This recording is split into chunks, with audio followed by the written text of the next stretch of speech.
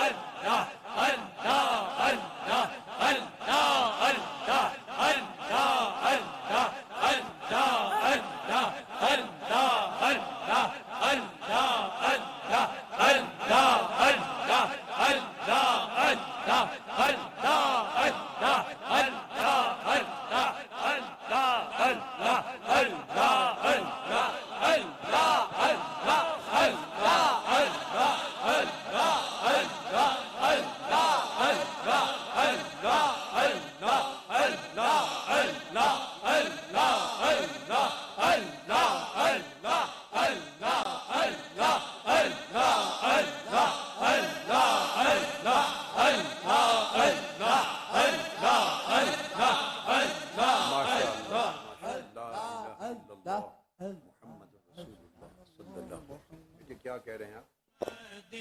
اللہم صلی علی سیدنا و مولانا محمد اللہم صلی علی سیدنا و مولانا محمد اللہم صلی علی سیدنا و مولانا محمد اللہم صلی علی سیدنا و مولانا محمد اللہم صلی علی سیدنا و نحمدہ ونصلی ونسلم علی سیدنا و مولانا محمد رسولہ النبی الامین المکین الحنین الکریم الرؤوف الرحیم اما بعد اعوذ باللہ من الشیطان الرجیم بسم اللہ الرحمن الرحیم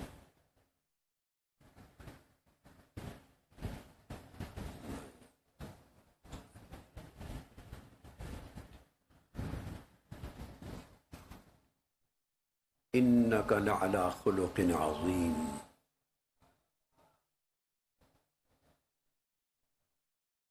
صدق الله مولانا العظيم.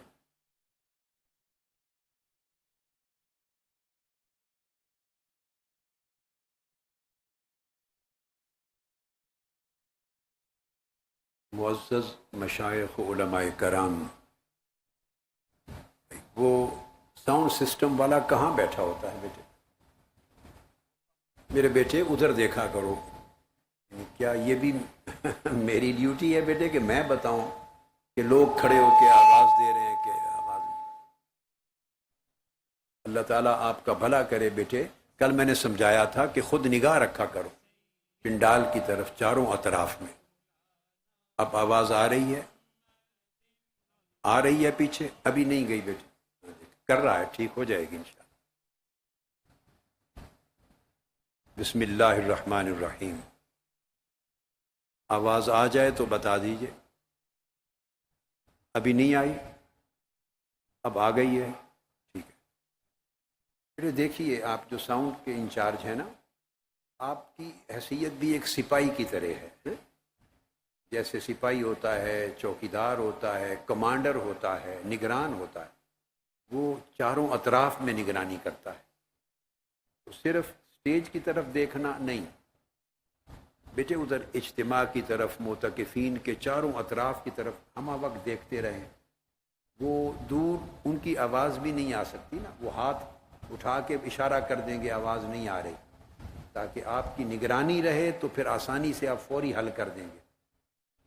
وہ اشارہ کریں، میں دیکھوں اور میں اپنی گفتگو چھوڑ کے آپ کو آواز دوں، یہ اچھا نہیں لگتا ہے، یہ کوئی مناسب تو نہیں ہے نا.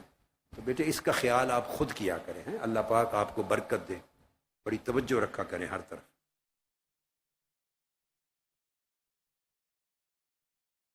نحمدہ ونصلی ونسلم علی سیدنا و مولانا محمد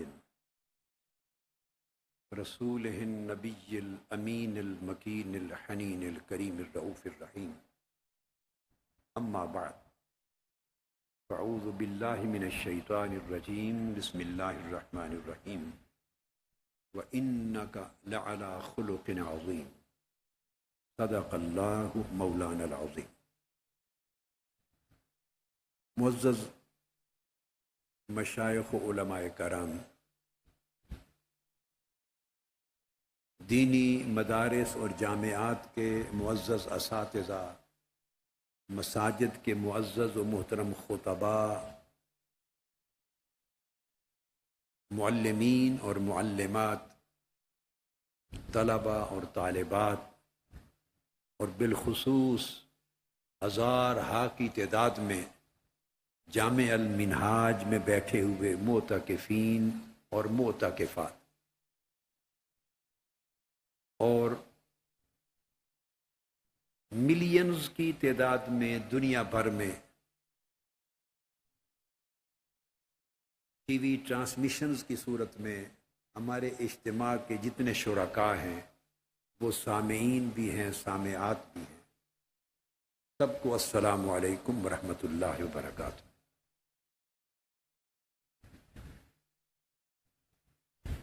ایک چیز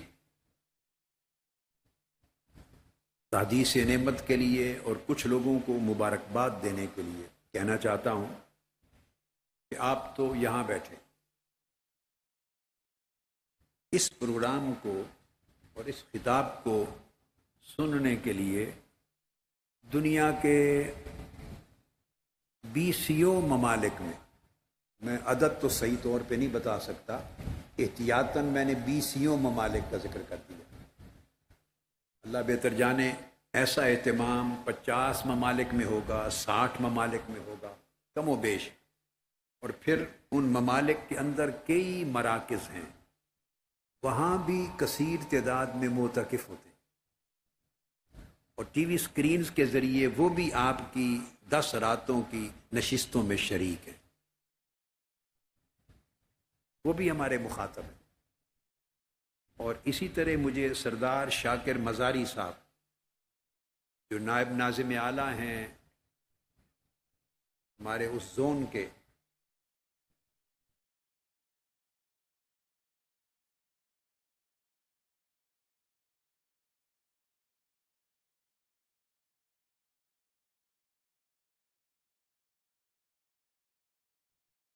جنوبی پنجاب کے، انہوں نے لکھ کے یہ بتایا ہے کہ ملتان میں جو ہمارا مرکز ہے اس میں 170 مسنون عدد اگر کم و بیش ہو تو یہ اطلاع نامہ لکھ کے دینے والے نے جو دیا ہے میں اس کو بیان کروں۔ اس طرح کراچی میں بھی ہوں گے اور بہت سارے جگہوں پر اور کئی ممالک میں، وہ سارے ہمارے اس شہر اعتکاف کا حصہ ہیں۔ اس طرح یہ اعتکاف ایک عالمی اعتکاف بن جاتا، عالمی اعتکاف۔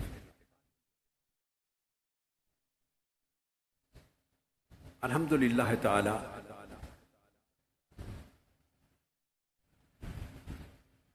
اس اعتکاف میں اس سال جیسا کہ میں نے آپ کو بتایا کہ ہماری 10 راتوں میں گفتگو کا عنوان اخلاق حسنہ رہے گا انشاءاللہ۔ کل رات بھی اور پرسوں رات بھی میں نے اس موضوع کو شروع کر دیا تھا، اور کل رات بڑی تفصیل کے ساتھ آپ نے اخلاق حسنہ کا معنی، خلق کس طرح طبیعت سے بنتا ہے، اور پھر قرآن اور حدیث کی روشنی میں اور اس کی بہت ساری حکمتیں آپ کو سمجھائیں، اس کے معنی واضح کی۔ اور میں نے یہ بھی سمجھایا آپ کو کہ اخلاق اور ادب ایک ہی حقیقت کے 2 نام ہیں۔ اس کی وضاحت میں نے کل کی گفتگو میں کر دی تھی۔ ادب ایک بڑا وسیع معنی رکھنے والا لفظ ہے، ہر ایک کے ساتھ برتاؤ کا جو سلیقہ ہے اس کو ادب کہتے ہیں۔ حتیٰ کہ میں نے کل بتایا تھا کہ جانوروں کے ساتھ بھی جو برتاؤ ہے اس کو بھی ادب کہتے ہیں، شریعت کی اسلامی اصطلاح میں، اور اہل تصوف اور اہل حقیقت کے ہاں بھی یہی معنی۔ ادب پوری سیرت پر حاوی ہے۔ بیٹے آواز شاید پھر بند ہو گئی ہے، پیچھے آواز پھر بند ہو گئی ہے، دیکھو۔ ادب انسانوں کی پوری سیرت پر، پورے معاملات پر، اور ہر ایک کے ساتھ مکمل برتاؤ پر حاوی، یہی معنی اخلاق کا ہے، حسن خلق کا ہے۔ اب اس کی اہمیت، میں اس موضوع کو آگے احادیث کا مضمون شروع کرنے سے قبل سلف صالحین کا طریقہ بتانا چاہتا ہوں کہ وہ حسن اخلاق کو اور حسن ادب کو کیا اہمیت دیتے تھے۔ وہ ہستیاں جو ہماری مقتدا ہیں، جن کا نام سن کر ان کی عظمت کے سامنے ہمارے سر جھکتے ہیں، اور یہ وہ مقدس نفوس ہیں اور عظیم ہستیاں ہیں قرون اولیٰ میں اور سلف صالحین کی، جن کے ذریعے نسلاً بعد نسلاً ہم تک دین پہنچا ہے اور آقا علیہ السلام کی سنت و سیرت پہنچی ہے اور ہم تک قرآن اور حدیث کی تعلیمات پہنچی۔ وہ سند ہیں دین کے باب میں۔ اب ان کے کچھ اقوال ابتدا میں سناتا ہوں تاکہ آپ کو یہ تصور واضح ہو کہ میں ایسے موضوعات پہ زور کیوں دیتا ہوں۔ اس لیے دیتا ہوں کہ بڑا گیپ آ گیا، زمانوں کا گیپ ہے، ہم چلتے چلتے اصل راہ سے ہٹ گئے۔ ہم سے میری مراد امت، اس میں اہل علم بھی ہیں، عوام بھی ہیں، خواص بھی ہیں، پیروکار بھی ہیں، رہبر و رہنما بھی ہیں۔ ہماری ترجیحات بدل گئی ہیں۔ دین کا جو فہم ہے وہ ہمارا اس اساس پر، بنیاد پر قائم نہیں رہا جس پر چلا تھا۔ دین کا سفر شروع ہوا تھا۔ دیکھیے زمانہ جو گزرتا ہے تو حالات میں، اوقات میں، زمانوں میں تغیر آتے ہیں، نئے نئے حالات پیش آتے ہیں، حالات زندگیوں پر اثر انداز ہوتے ہیں، اور مختلف ملکوں میں مقامی تہذیب و ثقافت ہوتی ہے، مقامی حالات و واقعات ہوتے ہیں، وہ بھی انسانی فکر پر اثر انداز ہوتے ہیں۔ انسانی فکر انفرادی طور پر بھی اور اجتماعی طور پر بھی متاثر ہوتی ہے ان وقائع سے، واقعات سے، اور ان حالات سے اور ان حادثات سے، ان معروضی حقیقتوں سے متاثر ہوتی ہے انسانی فکر اور انسانی طبیعت۔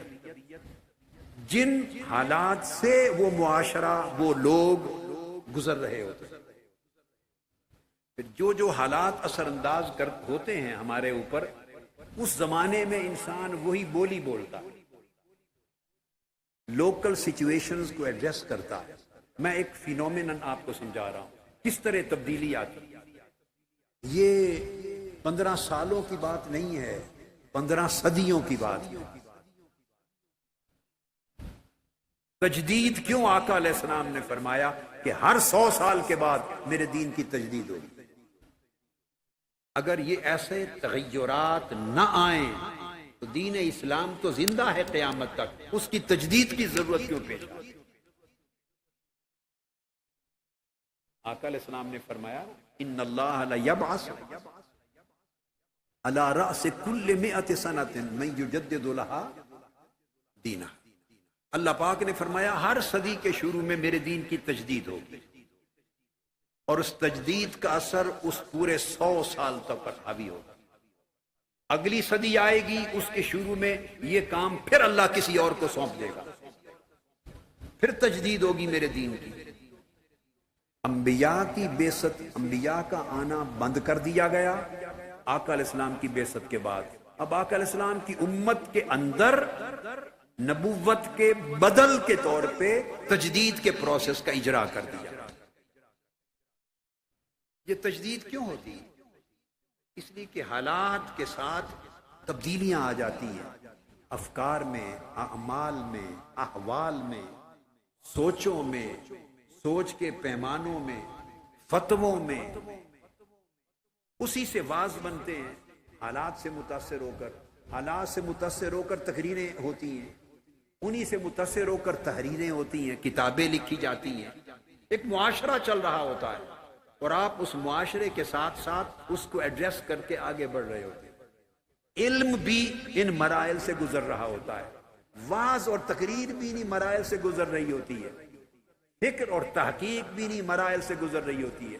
اس لیے آپ مختلف صدیوں کو کھنگالیں تو کبھی آپ دیکھیں گے جس عالم کو اٹھائیں وہ قرآن کے مسئلے پر خلق قرآن کہ مخلوق ہے یا غیر مخلوق اس پر بولتا نظر آئے گا.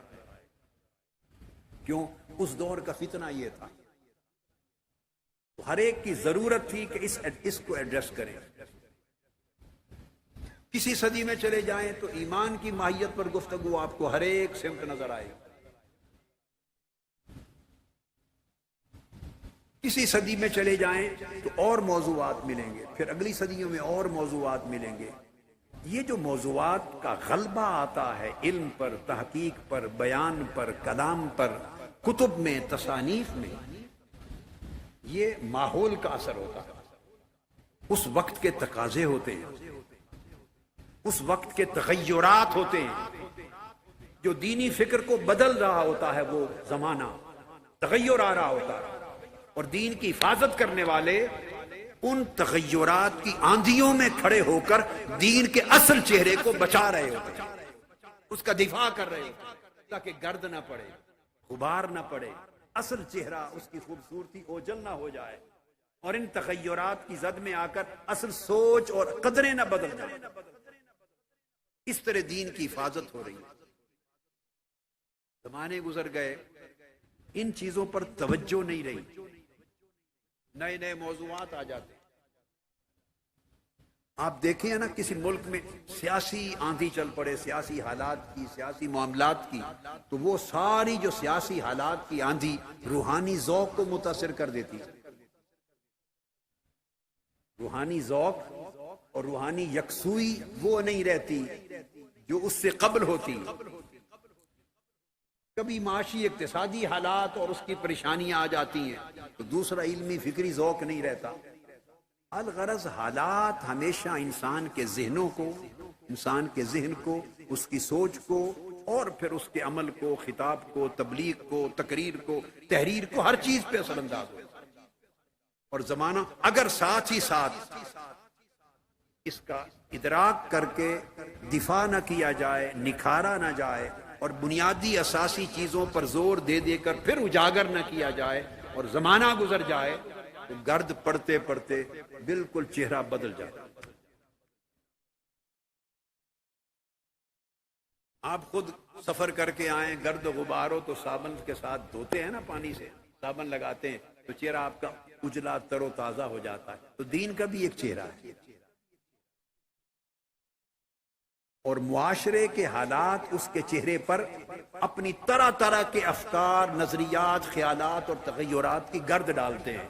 تو دین کے چہرے کو بھی بار بار دھونا پڑتا ہے، اجلا کرنا پڑتا ہے، تاکہ جیسا چمکتا دمکتا میرے آقا نے دیا تھا قیامت تک اسی طرح چمکتا دمکتا. تو جہاں دین کے چہرے کو آدمی اجلا کر رہا ہوتا ہے وہاں ہماری اپنی طبیعتیں، ہمارے دل بھی اجلے ہو رہے ہوتے ہیں، اس پر بھی گرد و غبار آ رہی ہوتی ہے. اللہ کا شکر ادا کرنا چاہیے جن لوگوں کو اللہ یہ توفیق دے، اور جو لوگ ایسے کام کی جو اجتماعی توفیق ہے اس کا حصہ بنے، اس کا حصہ بنے. یہ ہر رات سینکڑوں کی تعداد میں علماء کرام، محترم علامہ الحاج امداد اللہ خان صاحب اور علامہ آصف میر صاحب کی کاوشوں سے، اور تمام علماء اطراف و اکناف سے ہر رات آتے ہیں. خود اپنی مساجد میں نماز تراویح کا اہتمام کریں، وہاں سے فارغ ہوتے ہیں، اور فارغ ہو کر خدا جانے کس طرح اجلت کے ساتھ چلتے ہیں، اور سحری کے قریب ختم کر کے واپس جاتے ہیں. یہ ان کا رمضان المبارک کی 10 راتوں کا ہر رات کا ایک اجہاد ہے. مگر ان کو مبارک ہے کہ وہ ایک اتنی بڑی توفیق کا، اجتماعی توفیق کا، تجدید دین کے اتنے بڑے کام کا حصہ ہیں جو ایک تاریخ بن رہی ہے آپ کے ایک ایک قدم کے چلتے. اللہ نے آپ کو اس کا حصہ بنایا، یہ مبارک ہے آپ کے لیے. تو میں بھولا ہوا سبق ہے، پرانی صدیوں میں اس سبق میں بڑی گونج تھی، بھولا بسرا ہو گیا، سبق بھول گیا، طبیعتیں لوگوں کی بھول گئیں، علم جو ہے وہ ان سے ہٹ گئے. تو میں بھولا ہوا سبق یاد دلاتا ہوں، اور کوئی چیز میرے پاس نہیں ہے، میرے پاس کوئی نئی چیز نہیں ہے، میں کسی کام کا نہیں ہوں، کچھ نہیں ہوں، صرف اتنا کام ہے، بھولا ہوا سبق یاد دلاتا۔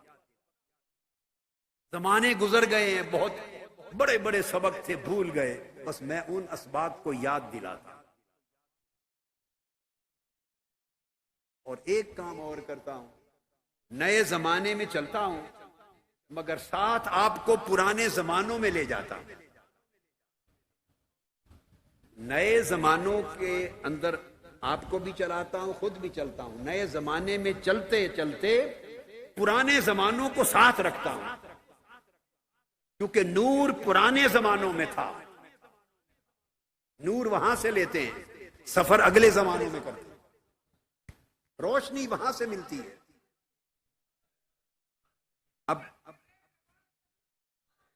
اب جو بتانا چاہتا ہوں، امام ابن سیرین کا یہ قول، جس کو خطیب بغدادی نے اپنی کتاب الجامع لاخلاق الراوی میں روایت کی۔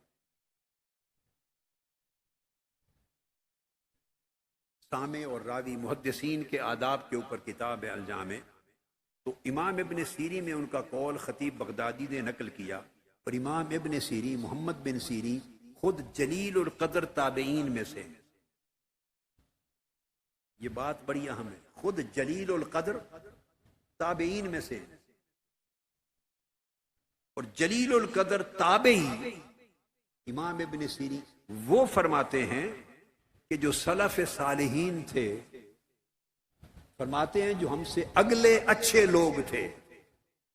اب اس لفظ پہ ذرا غور کریں، ایک جلیل القدر تابعی اور تابعین کا امام جب کہتا ہے جو اگلے اچھے لوگ تھے، وہ اشارہ کن لوگوں کی طرف کر رہا ہے؟ بتائیں نا، کن لوگوں کی طرف اشارہ ہے؟ صحابہ کرام کی طرف۔ کوئی خود تابعی ہے اور کہتا ہے اگلے اچھے لوگوں کا کہنا یہ تھا، تو جب وہ بولتے ہیں اگلے اچھے لوگ یہ کہتے تھے، اس کا مطلب ہے یہ مسلک و مشرب صحابہ کرام کا تھا، اور جلیل القدر کل تابعین کا تھا۔ ان کو سلف صالحین کے لقب سے یاد کرتے ہیں، کانو یتعلمون الہدی کما یتعلمون العلم، کہتے ہیں وہ ادب اور اخلاق کو، الہدی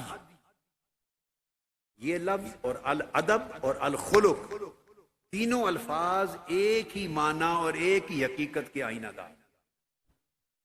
فرماتے ہیں کہ ہم سے اگلے اچھے لوگ جس طرح علم سیکھتے تھے، اتنی ہی پیاس اور تگ و دو کے ساتھ ادب اور اخلاق سیکھتے تھے، اتنی ہی محنت سے، جیسے علم سیکھا جاتا ہے اتنی محنت سے ادب اور اخلاق کو سیکھتے تھے، اپنے اخلاق کو سنوارتے تھے۔ اور اب امام حسن البصری بیان کرتے ہیں، امام حسن البصری جلیل القدر تابعی ہیں، اور کب پیدا ہوئے؟ سیدنا فاروق اعظم رضی اللہ تعالیٰ عنہ کے عہد خلافت کو ابھی 2 سال باقی تھے، اس وقت پیدا ہوئے امام حسن البصری، مدینہ طیبہ کے نواح میں، یعنی سیدنا فاروق اعظم کے زمانہ خلافت کے ختم ہونے سے 2 سال پہلے پیدا ہوئے، اور آپ کی والدہ ماجدہ ام المومنین حضرت ام سلمہ رضی اللہ تعالی عنہ کی خادمہ تھی، اور جب یہ پیدا ہو گئے تو بیت نبوت میں کام کرتی تھیں آقا علیہ السلام کے مبارک گھر میں، حضرت ام سلمہ رضی اللہ تعالی عنہ کے ہاں حضرت حسن بصری کو ساتھ لے جاتی، پگھوڑا ان کا حضور کے گھر میں رکھا جاتا تھا، پنگوڑا۔ تو یہ بیت نبوت میں پلے، یہ وہ تابعین میں سے ہیں۔ اب وہ فرماتے ہیں ان کان الرجل لیخرج فی ادب یکسبہ السنین ثم السنین، فرماتے ہیں کہ اگر کوئی شخص گھر سے نکلے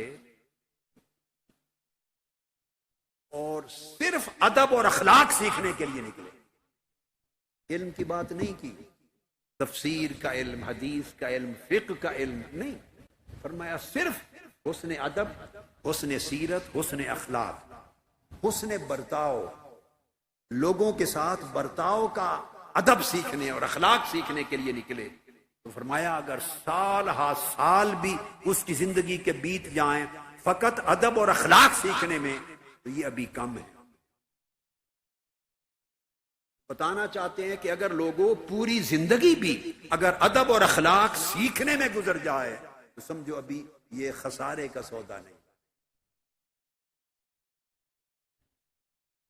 امام حبیب بن شہید البصری وہ بیان کرتے ہیں اپنے بیٹے سے کہا انہوں نے کہ میرے بیٹے بڑے علماء یہ بھی اتباع و تابعین میں سے فرمایا بڑے علماء صلحاء اولیاء فقہاء ان کی صحبت میں بیٹھا کر اللہ والوں کی بڑوں کی صحبت میں بیٹھا کر اور ان سے سیکھ وتعلم منہم وخذ من ادبہم ان سے صرف علم ہی نہ سیکھ ان سے ادب اور اخلاق بھی سیکھ. فإن ذلك أحب إلي من كثير من الحديث اگر تم سفر کر کر کے بہت ساری احادیث کا علم جمع کر کے آ جاؤ تو اس سے زیادہ محبوب ہے مجھے کہ اخلاق سنوار کے آ جاؤ, تمہاری سیرت سنور جائے, تمہیں حسن ادب آ جائے, تمہارے اندر حسن اخلاق آ جائے. یہ بڑا کثیر علم جمع کرنے سے زیادہ قیمتی. یہ بھی بیان کرتے تابعین اور اولیاء فرماتے لأن تعلم بابا من الادب بابا من الخلق احب الی من ان تتعلم 70 بابا من العلم. اگر تو ایک باب ادب اور اخلاق کا سیکھ لے, اچھے برتاؤ کا ایک باب ایک چیپٹر سیکھ لے تو فرمایا علم کے 70 ابواب سیکھنے سے زیادہ قیمت والی تھی.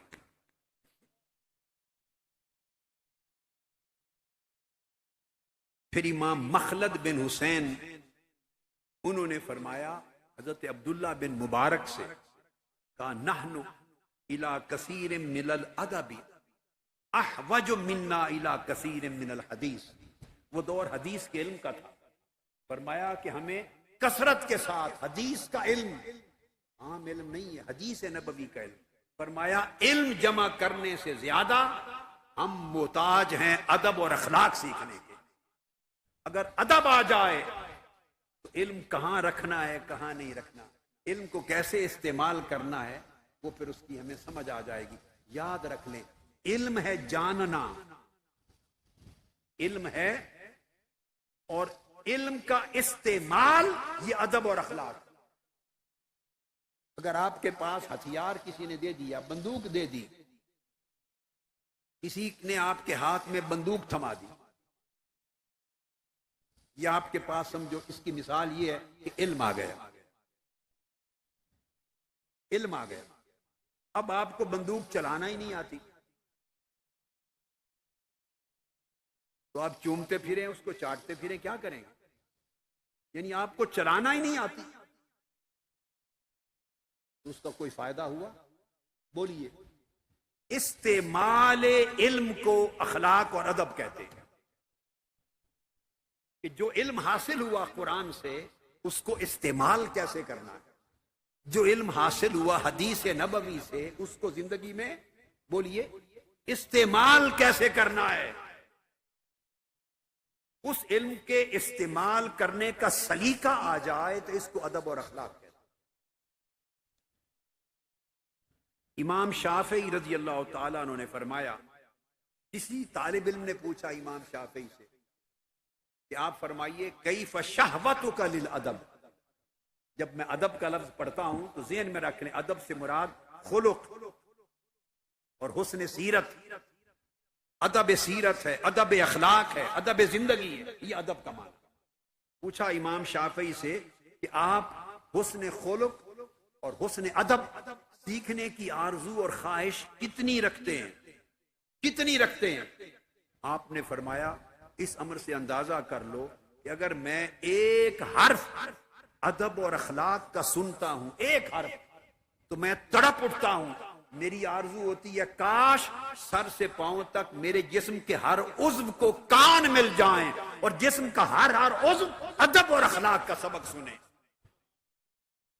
پھر امام شافعی سے پوچھا کیف طلبک لہ، آپ کی طلب کیسی ہے اخلاق اور ادب سیکھنے میں؟ فرمایا اس طرح کی طلب ہے جیسے ایک ماں ہو، اس کا ایک اکلوتا بیٹا ہو اور وہ گم ہو جائے، تو اکلوتا بیٹا گم ہو جائے تو جس طرح ماں گم شدہ بیٹے کے لیے تڑپتی ہے، میں اس طرح جا بجا جہاں جاتا ہوں بڑوں سے ادب اور اخلاق سیکھنے کے لیے تڑپتا ہوں۔ یہ امام شافعی نے فرمایا، حسن ادب اور حسن اخلاق سیکھنے کے لیے اس طرح تڑپتا ہوں جیسے ماں گم شدہ اکلوتے بیٹے کی تلاش میں تڑپتی۔ حضرت امام ابو علی الدقاق انہوں نے بڑی خوبصورت بات کی، بڑی خوبصورت بات کی۔ وہ فرماتے ہیں یصل العبد بعبادتہ الی الجنہ، بندہ اپنی عبادت کے ذریعے جنت تک جا سکتا ہے، بندہ عبادت کے ذریعے جنت تک جا سکتا ہے، خدا تک نہیں جا سکتا۔ پوچھا خدا تک کیسے جائے گا؟ فرمایا ادب اور خلق کے ذریعے جائے گا۔ عبادت جنت تک بندے کو پہنچا سکتی ہے مگر خدا کی بارگاہ میں نہیں پہنچا سکتی۔ خدا کی بارگاہ میں پہنچنا ہو تو ادب اور اخلاق درست کرو۔ ادب اور اخلاق حضرت الہیہ میں پہنچاتے ہیں۔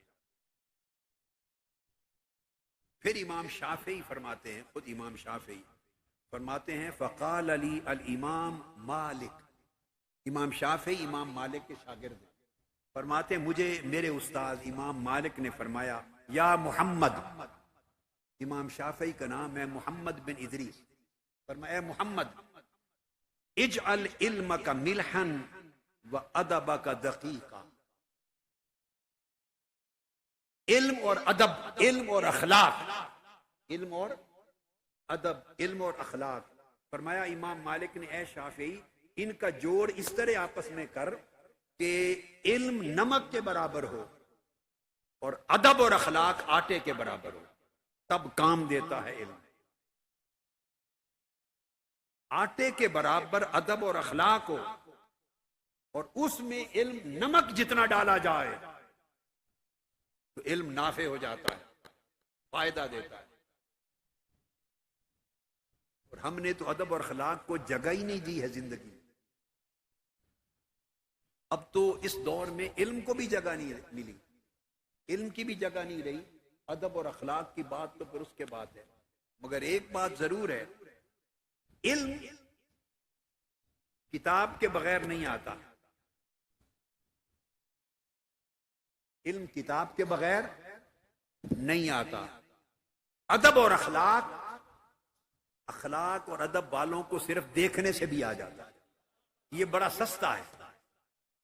ادب اور اخلاق آسانی سے آتا ہے، اس میں سال ہا سال کی مشقتیں نہیں، کسی کی صحبت میں بیٹھنے سے ادب آ جاتا ہے، کسی کی صحبت اور مجلس میں بیٹھنے سے اخلاق آ جاتا ہے۔ علم کے لیے بڑے فن پڑھنے پڑتے ہیں، بڑی کتابیں کھنگالنی پڑتی ہیں، تو جو چیز رب کی بارگاہ میں پہنچاتی ہے اس کا حصول آسان کر دیا ہے، بشرطے کہ دھیان ٹھیک ہو، بندے کی سمجھ میں ہو کہ میں کس لیے آیا ہوں، میں کس لیے مجلس میں بیٹھا ہوں، میں نے سیکھنا کیا ہے، حاصل کیا کرنا ہے۔ آبجیکٹو کلیئر ہونا چاہیے، آبجیکٹو کلیئر ہونا چاہیے۔ اگر آپ کا مقصود ہی کلیئر نہیں اور آپ کنفیوزڈ ہیں، آپ کو پتہ ہی نہیں کہ کیا لینے آیا، آپ کسی دربار میں جائیں اور بادشاہ پوچھے کیا لینا ہے، آپ سوچنے لگے میں سوچتا ہوں کیا لینا ہے، میں بھی سوچ کے نہیں آیا، وہ بادشاہ کہے گا پھر آئے کس لیے ہو۔ ہم سارے لوگوں کا یہ حال ہے، ہم جہاں بھی جاتے ہیں چلے جاتے ہیں، یہ پتہ نہیں کہ لینے کیا گئے، کیا لینے گئے۔ اب ادب اور اخلاق، حضرت با یزید بستامی رضی اللہ تعالیٰ عنہ، میں بتاتا ہوں ایک ایک جملے میں کس طرح ادب ملتا ہے، یہ سیکھیں۔ اللہ رب العزت نے روحانی طور پر عالم کشف میں ان سے فرمایا اے با یزید ماذا ترید، اے با یزید مجھے بتا کیا چاہتا ہے تاکہ تمہیں دوں، کیا چاہتا ہے تمہیں دوں۔ حضرت یہ ادب اور اخلاق ہے۔ با یزید بستامی نے جواب دیا اللہم انی ارید ان لا ارید الا ما ترید، اللہم انی ارید ان لا ارید الا ما ترید، باری تعالیٰ میں تو صرف یہ چاہتا ہوں کہ جو تو چاہتا ہے اس کے سوا کچھ نہ چاہوں. بس دیکھو فکس ہو گیا نا، ایک ٹارگٹ فوکس ہو گیا. میں یہ چاہتا ہوں کہ جو تو چاہتا ہے اس کے سوا کچھ نہ چاہوں. سو اپنی چاہنے کی نفی کر دی نا، یہ آبجیکٹو قائم ہو گیا. اب آپ پائیں گے اپنا سفر، منزل پائیں گے، آبجیکٹو قائم ہو گیا کہ جو تو چاہتا ہے بس میری چاہت تیری چاہت میں گم ہو جائے، میری طلب تیری طلب میں فنا ہو جائے. مجھے ایسا کر دے کہ میں از خود کچھ نہ چاہوں، جو تو چاہے وہی میری چاہت بن جائے. ایک سمت قائم ہو گئی نا، ایک آبجیکٹو قائم ہو گیا. اس طرح آبجیکٹو قائم کرتے ہیں. آبجیکٹو جب قائم ہوتا ہے تو سفر چل پڑتا ہے. ہم ایک لمحے کے لیے بات کو یہاں تک سمجھتے ہیں، ہنس لیتے ہیں، سرور لیتے ہیں، واہ واہ کرتے ہیں، بس اس کے بعد اندر نہیں اتارتے، اندر نہیں اتارتے. یہ گھوٹ ہے.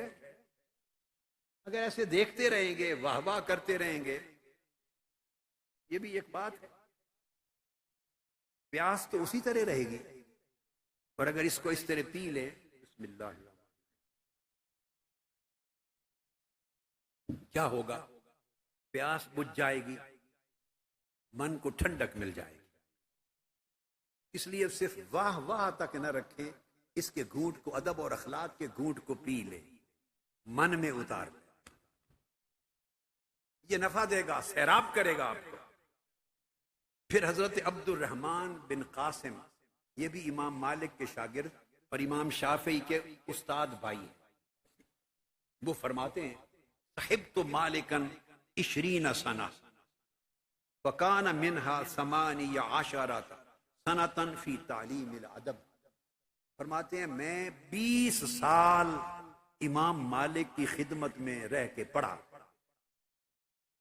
حضرت عبد الرحمن بن قاسم فرماتے ہیں 20 سال امام مالک کی صحبت میں رہا ہوں اور آپ سے پڑھا ہے. پوچھا کیا پڑھا؟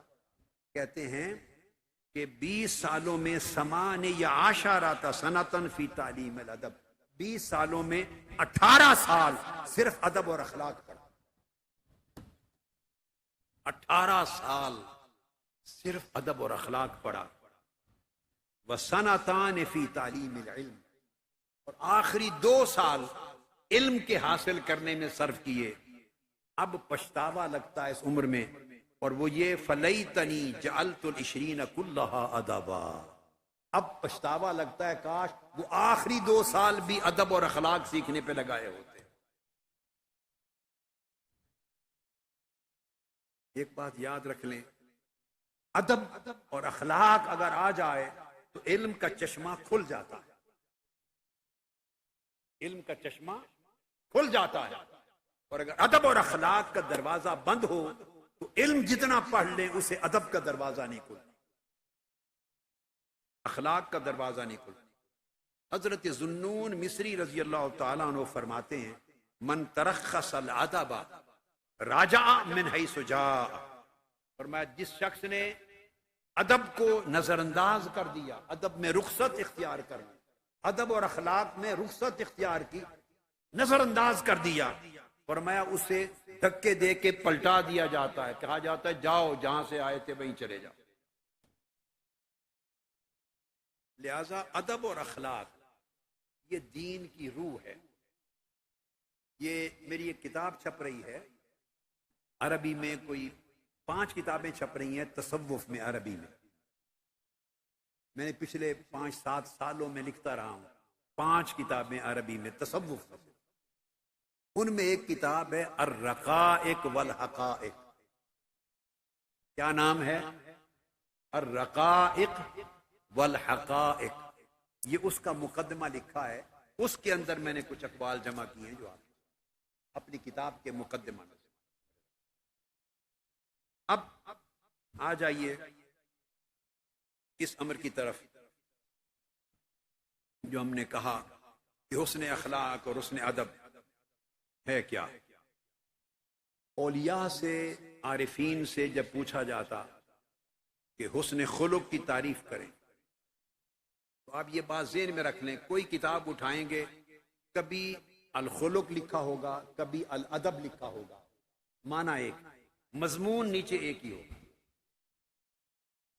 مضمون ایک، عنوان دو الگ ہے۔ ان سے پوچھا گیا کہ یہ حسن اخلاق کیا ہے، یہ حسن ادب، مخلوق کے ساتھ اچھا برتاؤ کیا ہے؟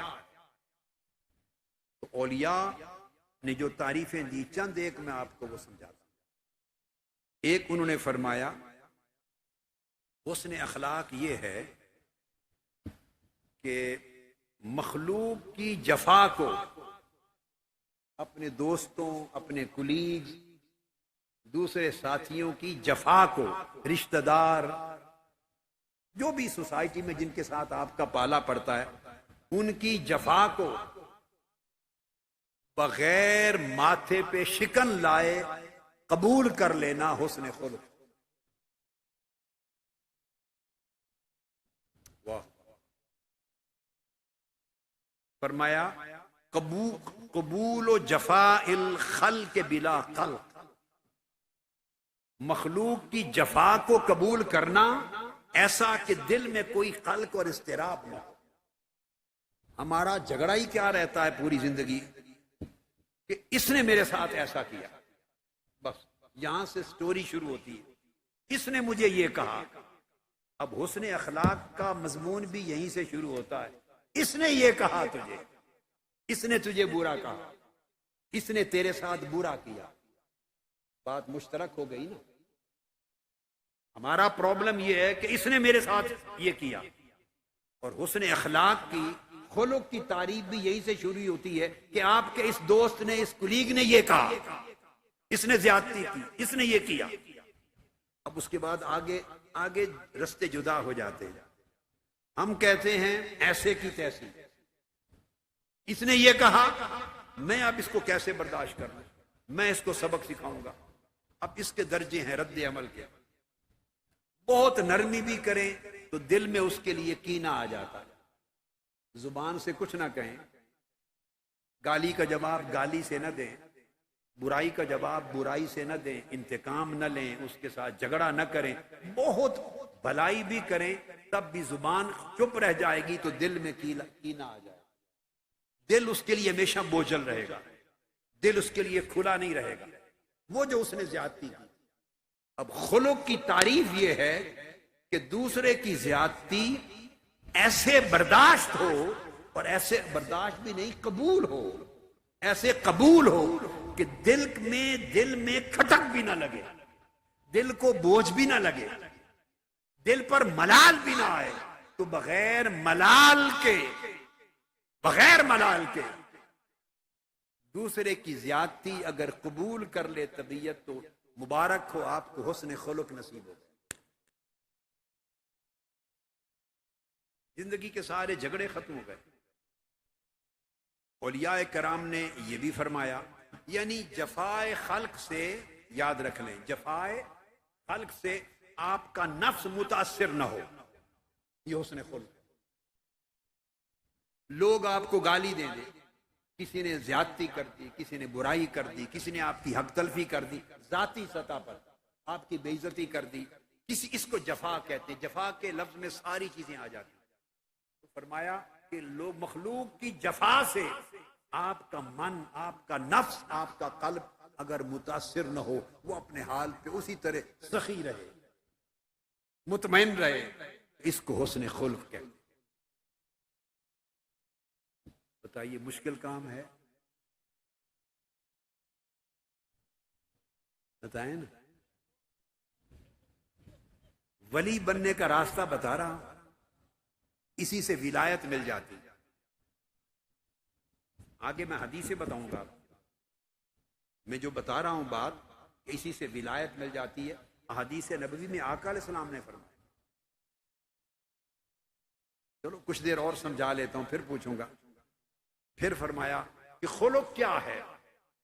اولیاء نے کہا ہوا استقلال ما من کا، ہوا استقلال ما من کا و استکثار ما الیک،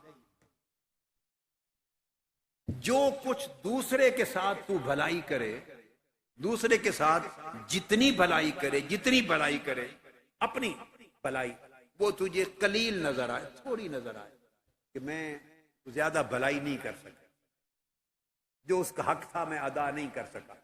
آپ دوسرے کے لیے جو کچھ کریں وہ اپنا عمل قلیل نظر آئے، وَإِسْتِكْثَارُ مَا إِلَيْهِ، اور جو دوسرا آپ کے ساتھ بھلائی کرے اتنی چیونٹی کے برابر بھی کرے تو آپ کو پہاڑ کی طرح نظر آئے، رائی کے برابر بھی آپ کے ساتھ کوئی بھلائی کرے آپ کو پہاڑ نظر آئے، اور آپ پہاڑ کی طرح کسی کے ساتھ بھلائی کریں تو اپنی نگاہ میں اپنا عمل اور اپنی بھلائی ایک رائی کے دانے جیسی نظر آئے۔ فرمایا اگر زاویہ نگاہ یہ پیدا ہو جائے تو یہ خلق ہے، انک لعلی خلق عظیم کا فیض مل گیا۔ پھر فرمایا گیا کہ خلق کیا ہے، اور نے یہ بھی کہا کہ بوجھل چیزیں جو ہوتی ہیں نا، بوجھل چیزیں، تکلیف دہ چیزیں، لوگ اذیت دیتے ہیں باتوں سے۔ آپ تنظیمی کام کرتے ہیں تو پرابلمز آتے ہیں، معاشرے میں ایک دوسرے کے ساتھ معاملات کرتے ہیں، مسائل آتے ہیں، رشتہ داروں کو ڈیل کرتے ہیں تو بوجھ آتے ہیں طبیعتوں پر، ان کے رویوں سے۔ بتائیں میاں زاہد الاسلام آتے ہیں نا، کولیگز کے ساتھ بات چیت کرتے ہیں تو 100 بوجھ آتے ہیں طبیعت پر۔ میاں مسعود عثمانی، یہ ہمارا ایک درویش صوفی احمد جو کراچی سے آئے ہیں ہمارے، ماشاءاللہ اللہ برکت دے، اور فیاض وڑائش صاحب، یہ بات جٹوں کو بھی سمجھ آتی ہے جو سمجھا رہا ہوں، زندہ باد۔ فیاض وڑائش صاحب بڑے درویش خلیقہ، سبحان اللہ۔ جو نکتہ بتا رہا ہوں وہ یہ کہ جب آپ لوگوں سے ڈیل کرتے ہیں تو اس میں لوگ اذیت دیتے ہیں، پریشانی دیتے ہیں، وہ جو لوگوں کی اذیت ہے فرمایا اس کو مسکراتے چہرے سے اٹھا لینا، اس کا نام مسکراہٹ۔ لوگوں کی تکلیف، لوگوں کی اذیت، لوگوں کی پہنچائی ہوئی پریشانی آپ مسکراتے چہرے اور حشاش بشاش طبیعت کے ساتھ برداشت کر لیں، حشاش بشاش طبیعت کے ساتھ، اس کا نام الخلق ہے۔ اور ایک پوچھا گیا کہ خلق یہ ہے کہ کسی کو تکلیف دی نہ جائے اور اٹھائی جائے، یہ خلق، یعنی آپ سے کسی کو تکلیف نہ پہنچے، دوسروں سے جتنی پہنچتی ہے مسکرا کے لیتے رہے۔ اگر طبیعت اتنی فراخ ہو جائے اور طبیعت میں اتنی وسعت آ جائے اور اتنا حلم اور بردباری آ جائے تو سمجھے اللہ نے انک لعلی خلق عظیم کا فیض آپ کو دے دیا، اس کا حصہ دے دیا آقا علیہ السلام، یہ خلق عظیم۔ کیونکہ آقا علیہ السلام نے پھر فرمایا کہ مومنوں میں افضل المؤمنین ایمانا احسنہم خلقا، آقا علیہ السلام نے فرمایا کہ مومنوں میں ایمان سب سے افضل اور اعلیٰ اس شخص کا ہے اخلاق جس کا سب سے بہتر ہے۔ اور حضور علیہ الصلوۃ والسلام نے فرمایا، یہ بھی جامع ترمذی میں حدیث، آقا علیہ السلام نے فرمایا خصلتان لا تجتمعان فی مؤمن البخل وسوء الخلق، فرمایا دو خصلتیں ایسی ہیں کہ مومن کے دل میں جمع نہیں ہو سکتی۔ گنڈا پور صاحب ہمارے مرد مومن ہیں، خرم نواز گنڈا پور صاحب، مومن، آقا علیہ السلام نے فرمایا کہ مومن کے دل میں دو خصلتیں جمع، بولیے، نہیں ہو سکتی۔ کون سی؟ ایک مومن کنجوس نہیں ہو سکتا، ایک مومن بد اخلاق نہیں ہو سکتا۔ بخل اور سوء خلق مومن کے دل میں جمع نہیں ہو سکتی۔ اب آپ دیکھیے ایمان کا مفہوم کیا ہے۔ ہم نے ان ساری چیزوں کو صرف عقیدے اور لفظوں تک اور زبانی لفظی تصدیقوں تک بند کر کے رکھ دیا۔ آقا علیہ السلام نے فرمایا نہیں، مومن پوچھتے ہو تو مومن وہ ہوگا جو بخیل نہیں، مومن کنجوس نہیں ہوگا۔ جسے کنجوس دیکھو اس کے مال میں کمی نہیں، اس کے ایمان میں کمی ہے۔ سخاوت اور کنجوسی مال سے نہیں ہے، سخاوت اور کنجوسی دل کے حال سے ہے۔ مال زیادہ ہو یا کم ہو، مال انباروں کی طرح ہوتا ہے، مگر دل سخی نہ ہو تو بندہ کسی کو کچھ دے نہیں سکتا۔ اور مومن اس کے پاس مال کم ہوتا ہے مگر دل سمندر ہوتا ہے، اپنا لقمہ بھی اٹھا کے غور کو دے دیتا ہے۔ مولا علی شیر خدا کے دروازے پر قرض لے کر روزے رکھتے ہیں، قرض لے کر۔ سیدہ فاطمہ الزہرا، مولا علی شیر خدا قرض لے کر روزے رکھتے ہیں، نذر مانی ہے حسنین کریمین کی شفا یابی کی۔ افطار کا وقت آتا ہے، ایک دن ایک یتیم آتا ہے، خود پانی سے افطار کرتے ہیں، کھانا اٹھا کے اس کو دے دیتے ہیں۔ دوسرے دن مسکین آتا ہے، خود افطار پانی سے کر لیتے ہیں، اس کو اپنا افطار دے دیتے ہیں۔ تیسرے دن ایک قیدی آتا ہے، اور جب لفظ قیدی بول رہا ہوں یہ بھی نکتہ سمجھا دوں، مدینہ کا واقعہ ہے تو مسلمان تو قیدی ہو نہیں سکتا تھا۔ قیدی کون تھے؟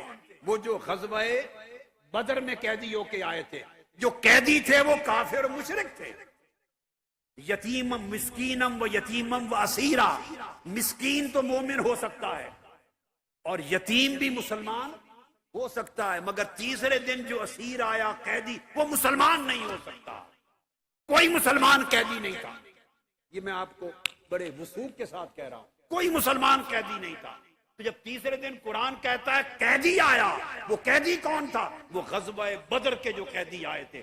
کافر و مشرک سوال کرتا ہے، پانی سے افطار کر کے روٹی اٹھا کے اسے دے دیتے ہیں۔ تو لوگوں، سخاوت یہ مال میں نہیں ہے، سخاوت دلوں کے حال میں ہے۔ دل سخی ہو تو غریب بھی بڑا غریب پرور ہے، اور دل کنجوس ہو تو مال و دولت کے انبار لگے ہوں تو کوئی کسی کا کچھ نہیں۔ تو دل کا حال بدلنا ہے، نفوس کو سخی کرنا ہے۔ اس لیے فرمایا مومن کنجوس نہیں ہو سکتا، اور مومن بد خلق نہیں ہو سکتا، بد زبان نہیں ہو سکتا، بد اخلاق نہیں ہو سکتا۔ اور حضرت ذوالنون مصری نے ایک اور بات بڑی پیاری کہی۔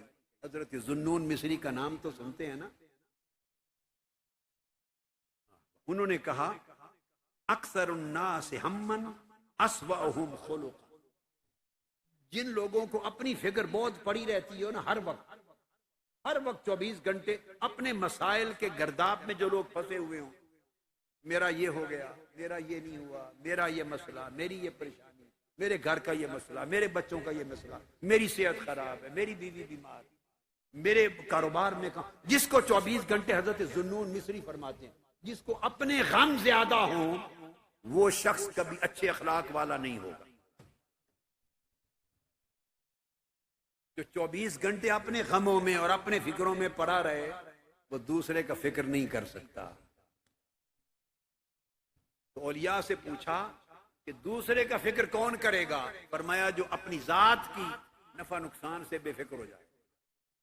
دوسرے کا فکر کون کرے گا؟ فرمایا جسے اپنا فکر نہ رہے، جسے اپنا غم نہ رہے وہ پھر دوسرے کے غم کا سوچتا ہے، اس کو دوسرے کا فکر نظر آتا ہے۔ اگر آپ اپنے فکروں میں پڑے رہیں تو اندھے ہو جاتے ہیں، دوسرے کے فکر اور غم نظر ہی نہیں آتے۔ فرمایا جو لوگ ہر وقت اپنے غم و اندو میں اور اپنے دھندوں میں اور اپنی پریشانیوں میں 24 گھنٹے الجھا رہے، اس کا ذہن کسی اور کے غم اور کسی اور کی بلائی کے سوچنے کے قابل ہی نہیں رہے۔ ایک تعریف اور کی گئی، اولیاء کرام نے کہا، کسی سے پوچھا حسن خلق کی تعریف کہ انہوں نے کہا عملی تعریف بتاتے ہیں، عملی اولیاء نے بتایا۔ فرمایا حسن خلق اگر کسی کا دیکھنا ہو تو یہ ہو کہ جس انسان کو یہ پرواہ نہ ہو اور اس کو کوئی پریشانی نہ ہو کہ نماز کی صف میں میرے ساتھ کندھا ملا کے دائیں طرف کون کھڑا ہے، بائیں طرف کون کھڑا ہے۔ یہ اشارہ کس طرف ہے؟ بعض اوقات لوگوں سے دشمنی ہوتی ہے، لوگوں کے ساتھ ایک کینہ اور بغض ہوتا ہے، عداوت ہوتی ہے، این نماز کا وقت ہوا وہ آ کے آپ کے ساتھ دائیں طرف کندھا لگا کے کھڑا ہو گیا۔ ایک اور کے ساتھ دشمنی ہے، وہ بھاتا ہی نہیں۔ پنجابی میں لفظ بولتے ہیں نا بھائی وہ بھاتا ہی نہیں، کیا بولتے ہیں آپ لفظ؟ جی چنگا ہی نہیں لگتا، یعنی باندھا ہی نہیں، اڑباندھا کہتے ہیں۔ جس کو آپ اڑباندھا کہتے ہیں، جو اچھا ہی نہیں لگتا، آپ دیکھنا ہی نہیں چاہتے، وہ آدمی ایک دائیں طرف اور ایک بائیں طرف صف پر ایک ہی صف میں آپ کے ساتھ نماز پہ کھڑا ہے، آپ کو پوری نماز میں بھی سکون نہیں ملے گا، آپ کا دھیان ادھر ہی لگا رہے گا، راحت ہی نہیں ملے گی۔ فرمایا اگر کسی کے دشمن جو بالکل اسے پسند نہ تھے وہ بھی اس کے ساتھ کھڑے ہو اور اس کو پھر بھی فکر نہ ہو اور اس کی یکسوئی متاثر نہ ہو تو سمجھے اس کو اخلاق کا کچھ حصہ۔ اور دوسری چیز فرمایا کوئی مجلس میں بیٹھے اور یہ نہ دیکھے کہ مجھ سے کمتر اونچی جگہ پر بیٹھا ہے، مجھ سے کمتر سٹیج پر بیٹھا ہے، میں زمین پہ بیٹھا ہوں اور فلاں کرسی پہ بیٹھا ہے، جسے یہ نظر آنا بند ہو جائے سمجھو اس کے اچھے اخلاق کی کچھ خیرات ملی ہے۔ نہ وہ یہ دیکھے کہ میں کہاں بیٹھا ہوں اور کون کہاں بیٹھا ہے، نہ یہ بیٹھنا دیکھے نہ کھڑا ہونا دیکھے، ہمیشہ خود کو سب سے حقیر جانے، خود کو سب سے نیچے جانے۔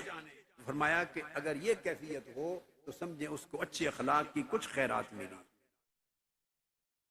ایک اور تعریف کی گئی اولیاء، یہ سب وہ تعریفیں جو اولیاء نے کی، عرفاء نے، عارفین نے کی ہیں، خلق کی۔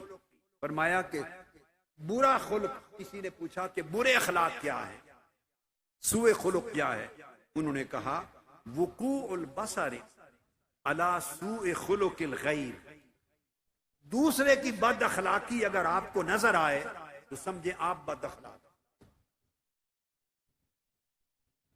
جس شخص کو دوسرے کی بد اخلاقی نظر آئے وہ خود یہ اس کی پہچان ہے کہ یہ بد اخلاق ہے۔ بد اخلاق ہوگا تو دوسرے کی بد خلقی نظر آئے گی، اور جو خود حسن خلق کا مالک ہو جاتا ہے، خوش اخلاق ہو جاتا ہے، اسے دوسرے کی بد خلقی نظر ہی نہیں آتی۔ جس کی نگاہ میں اپنے عیب آ جاتے ہیں اس کو دوسرے کے عیب نظر ہی نہیں آتے۔ یہ فرق ہے۔ امام محاسبی نے فرمایا، محاسبی حارث بن اسد المحاسبی، یہ وہ امام ہیں کہ کبھی کبھی ان کے گھر مجلس ہوتی، رات کو حلقہ ہوتا۔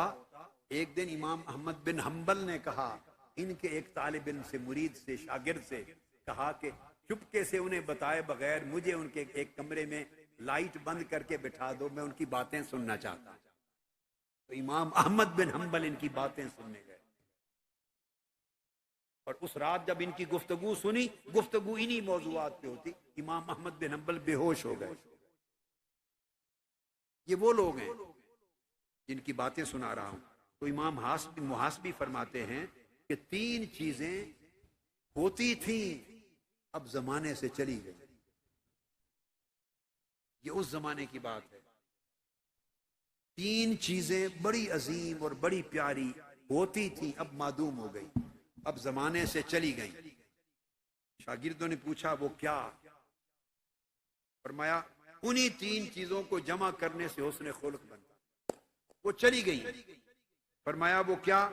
حسن الوجہ مع السیانہ، فرمایا خوبصورت چہرہ اور اس کے ساتھ خوبصورت کردار، خوبصورت چہرہ تقوی اور کردار کے ساتھ،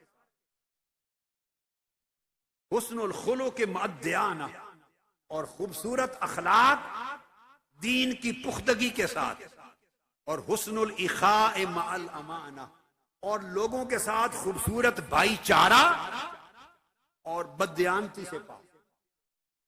فرمایا یہ 3 چیزیں پہلوں کا شیوا ہوا کرتے تھے، اب آنکھیں ان کو یکجا دیکھنے میں ترستی ہیں۔ اللہ اکبر۔ پھر اولیاء اور عرفاء فرماتے ہیں التصوف خلق۔ صوفیاء کا نام سنتے ہیں، تصوف کا نام سنتے ہیں نا آپ۔ کسی نے پوچھا تصوف کیا ہے؟ بہت سارے اولیاء اور عرفاء نے کہا تصوف سارا اخلاق کا نام ہے۔ تصوف تسبیح، ذکر، اذکار، وظائف کا نام نہیں ہے، یہ تو الگ سب اسباق ہیں۔ تصوف فرمایا خلق ہے، سراسر خلق ہے۔ فمن زاد علیک فی الخلق زاد علیک فی التصوف، جس شخص کے اخلاق آپ سے بہتر ہو گئے سمجھو وہ تصوف میں آپ سے آگے نکل گئے۔ تصوف خلق ہے۔ یہ اقوال بیان کیے. اب حضرت ابراہیم بن ادہم رضی اللہ تعالی عنہ، ان کا ایک دلچسپ جواب ہے ایک سوال پر. ان کے ایک شاگرد نے ان سے پوچھا هل فرحت فی الدنیا قط؟ اے حضرت ابراہیم بن ادہم، کیا آپ اس دنیا کی زندگی میں کسی دن خوش بھی ہوئے ہیں؟ بڑے خوش ہوئے ہوں؟ وہ کوئی دن بتائیں جس دن آپ کو بڑی خوشی ہوئی ہو. فرمایا نعم مرتین، 2 دن ایسے آئے ہیں ان 2 دنوں میں بڑی خوشی اور بڑی فرحت ملی. پوچھا کون سی؟ فرمایا ایک دن ایسا کہ میں بیٹھا تھا اور کسی نے لا کے کوئی ایسی چیز میرے اوپر پھینک دی جس سے میرے سارے کپڑے پلید ہو گئے. کسی نے کوئی ایسی چیز مجھ پہ ڈال دی جس سے میرے کپڑے اور جسم پلید ہو گیا، یعنی غسل کرنا پڑا اور کپڑے جا کے دھونے پڑے. اور میں اس دن بڑی خوشی ہوئی تھی. واہ واہ، اس دن بڑی فرحت ہوئی تھی. اور فرحت کیا؟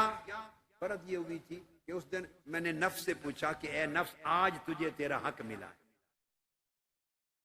آج تجھے تیرا حق ملا ہے. اور فرمایا دوسرا دن ایک ایسا، میں بیٹھا تھا، اچانک ایک شخص آیا، اس نے مجھے زور سے تپڑ دے مارا. اس دن نفس کو بڑی فرحت نصیب ہوئی کہ میرے کسی گناہ کی سزا ملی. اس سے زاویہ نگاہ بدل جاتا. اگر زاویہ نگاہ بدل جائے، سوچ کا انداز، ایک مائنڈ سیٹ ہے، مائنڈ سیٹ، اس کو تبدیل کرنا، یہ حسن خلق. پھر حضرت ابو عثمان النیشاپوری بڑے اکابر اولیاء اور عارفین سے ہوئے. ان کو ایک شخص نے دعوت دی اپنے گھر کھانے کے لیے. آپ اس کے ساتھ چل پڑے.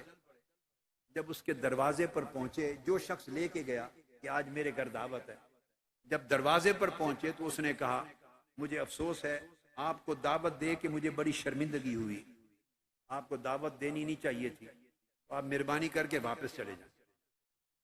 اپنے دروازے سے واپس موڑ دیا. وہ واپس مڑ گئے، کہنے کوئی بات نہیں. تو وہ پھر ساتھ ساتھ چل پڑا. جب آپ اپنے دروازے پر پہنچے، حضرت ابو عثمان النیشاپوری، یہ وہ اولیاء ہیں جن کا تذکرہ امام ابو عبد الرحمن سلمی طبقات صوفیہ میں کرتے ہیں، اور امام قشیری رسالہ قشیریہ میں کرتے ہیں، اور حضور داتا گنج بخش علی حجویری کشف المحجوب میں، یہ ان اولیاء میں سے ہیں جن کے تذکرے کرتے ہیں.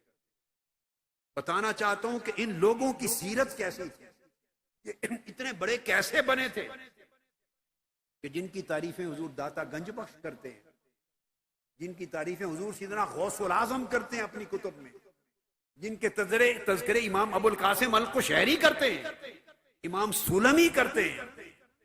یہ کیسے بڑے لوگ تھے، ان کی سیرتوں میں کیا خوبی تھی. وہ ایک واقعہ سے آپ اندازہ کریں. وہ شخص پیچھے چل پڑا. جب آپ اپنے دروازے پر پہنچے اور گھر اندر داخل ہونے لگے، اس نے روک لیا. اس نے کہا نہیں، مجھے انکار کر کے آپ کو دعوت پر مجھے اب شرمندگی ہو رہی ہے، نہیں واپس چلے، میں آپ کو دعوت دیتا ہوں. آپ اس کے ساتھ پھر چل پڑے. پھر میں اچھا کوئی بات نہیں، پھر چل پڑے. چلتے چلتے جب اس کے دروازے پر پہنچ کے اس نے پھر کہا کہ سوری، میں آپ کو کھانا نہیں کھلا سکتا، آپ چلے جائیں. آپ پھر واپس چل پڑے. وہ پیچھے چلا. جب اپنے دروازے پر گیا، پہنچے تو اس کو جا کے ان کو پھر روک لیا. کہا کہ نہیں، مجھے شرمندگی محسوس ہو رہی ہے، پھر چلیں، اب میں نے ارادہ بدل لیا، آپ کو کھانا کھلا. اس طرح 4-5 مرتبہ ان کو اپنے دروازے اور ان کے دروازے کے چکر لگائے پوری گلیوں میں. اور جب 5 مرتبہ آپ ایسا کر چکے اور آپ کے چہرے پر ملال نہیں آیا، اس وقت اس شخص نے کہا مجھے آپ معاف کر دیں، میں نے سارا اس لیے کیا کہ آپ کے اخلاق کو جانوں. کہ آپ دیکھیے پہلے زمانوں میں کیا معیار تھے. میں نے کیونکہ آپ کی ولایت کا بڑا تذکرہ سنا تھا، آپ کی معرفت کا، ولایت کا، آپ کی کرامات سنی تھی، تو مجھے موقع نہیں ملا آپ کو پرکھنے کا، دیکھنے کا. میں نے کہا آج آپ کی ولایت کو پرکھتے ہیں، آپ کے اخلاق کو پرکھتے ہیں.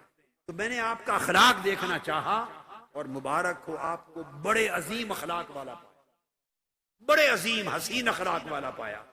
تو آپ ہنس پڑے۔ فرمایا بیٹے یہ کون سا اخلاق آپ نے دیکھ لیا جس پر تعریف کر رہے ہیں؟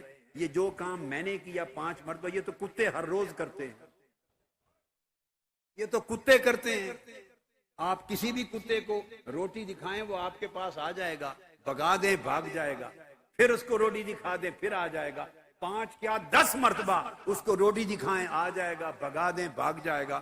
یہ اخلاق تو کتوں کا ہوتا ہے، میں نے کون سی بڑی بات کر۔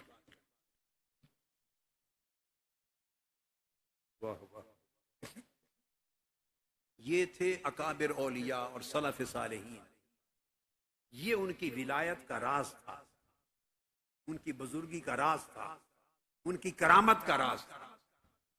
حضرت جعفر بن حنظلہ ایک بزرگ ہوئے، جلیل القدر اکابر میں سے جعفر بن حنظلہ۔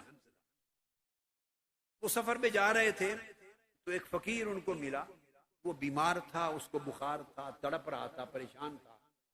تو آپ اپنا کام چھوڑ کے اس کی خدمت میں بیٹھ گئے، اس کو کھانا کھلایا، اسے پانی پلایا، کوئی دوائی کی ضرورت تھی اس کو دوائی لا کے دی، اس کو دبایا، اس فقیر کی خدمت کی، مریض تھا۔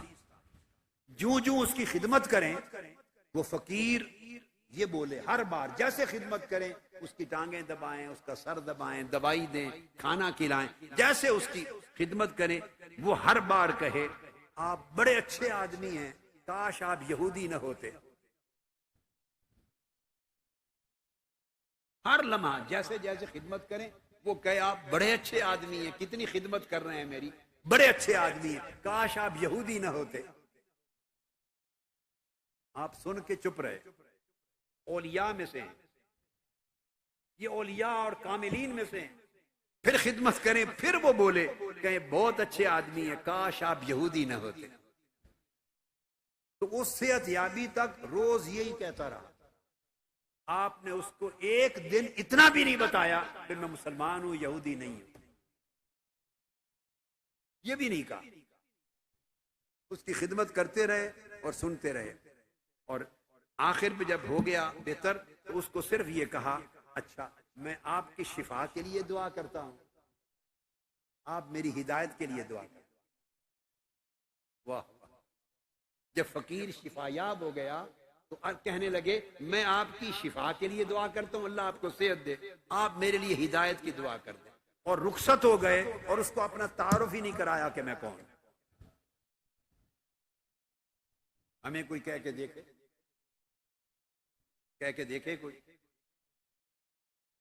یہ کیا ہے؟ یہ نفی ذات ہے، اپنی ذات کی نفی کر دینا، اپنا آپ منوانا ہی نہیں کسی سے، یہ حسن خلق ہے، اپنا آپ منوانا ہی نہیں، میں کون ہوں بس اس کو نکال دینا اپنی زندگی سے، میرا مرتبہ کیا ہے اس کو خارج کر دینا اپنی زندگی سے، یہ ہے بنیادی شرط حسن خلق کی۔ اپنی ذات کے لیے بھی زاویہ نگاہ بدل جاتا ہے، اور دوسروں کے ساتھ جو رشتہ ہے، تعلق ہے، بیہیویئر ہے، اس میں بھی زاویہ نگاہ بدل جاتا ہے۔ اب جتنی باتیں میں نے کہی، ایک قرآن مجید کی آیت کریمہ پہ توجہ کریں، سورہ فصلت کی آیت نمبر 34۔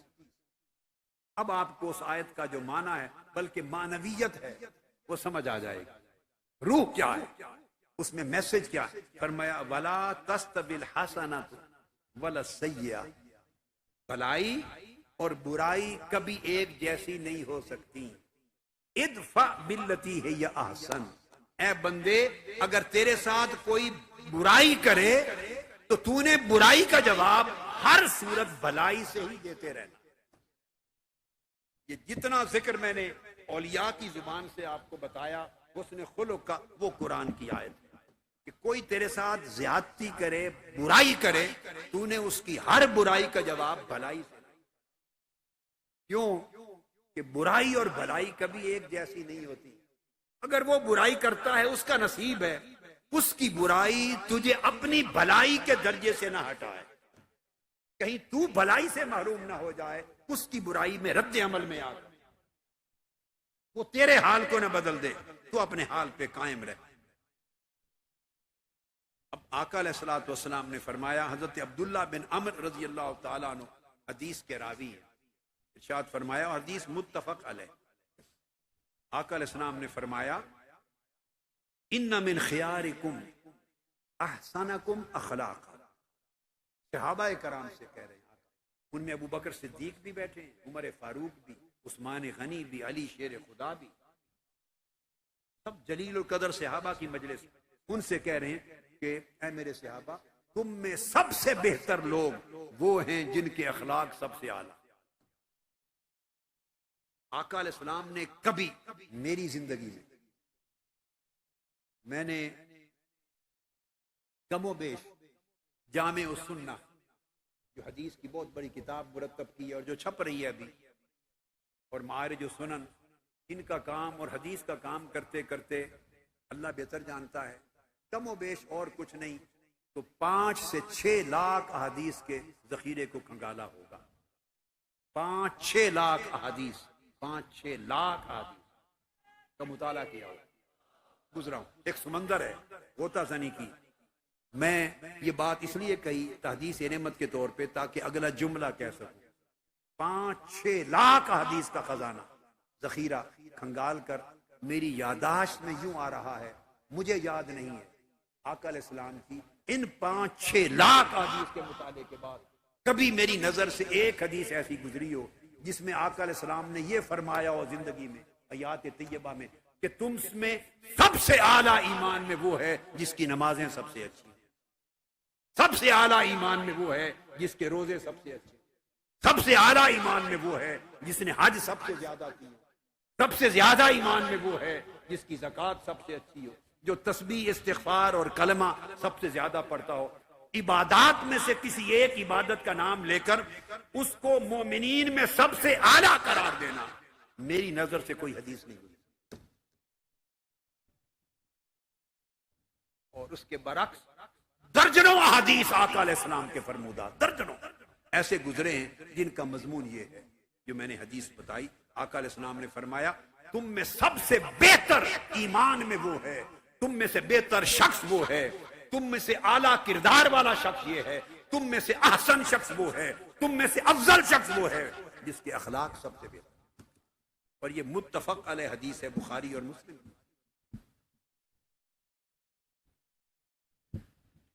پھر حدیث پاک میں آقا علیہ السلام نے فرمایا،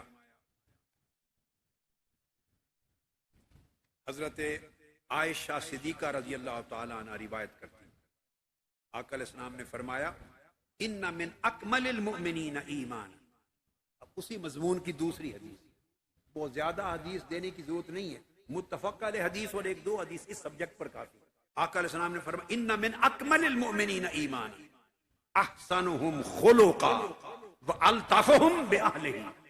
فرمایا، لوگوں تم میں سے سب سے زیادہ کامل اور مکمل ایمان اس شخص کا ہے جس کے اخلاق سب سے بہتر اور حسین، اور جو سب سے زیادہ نرم اور لطیف ہے اپنے بیوی بچوں کے ساتھ۔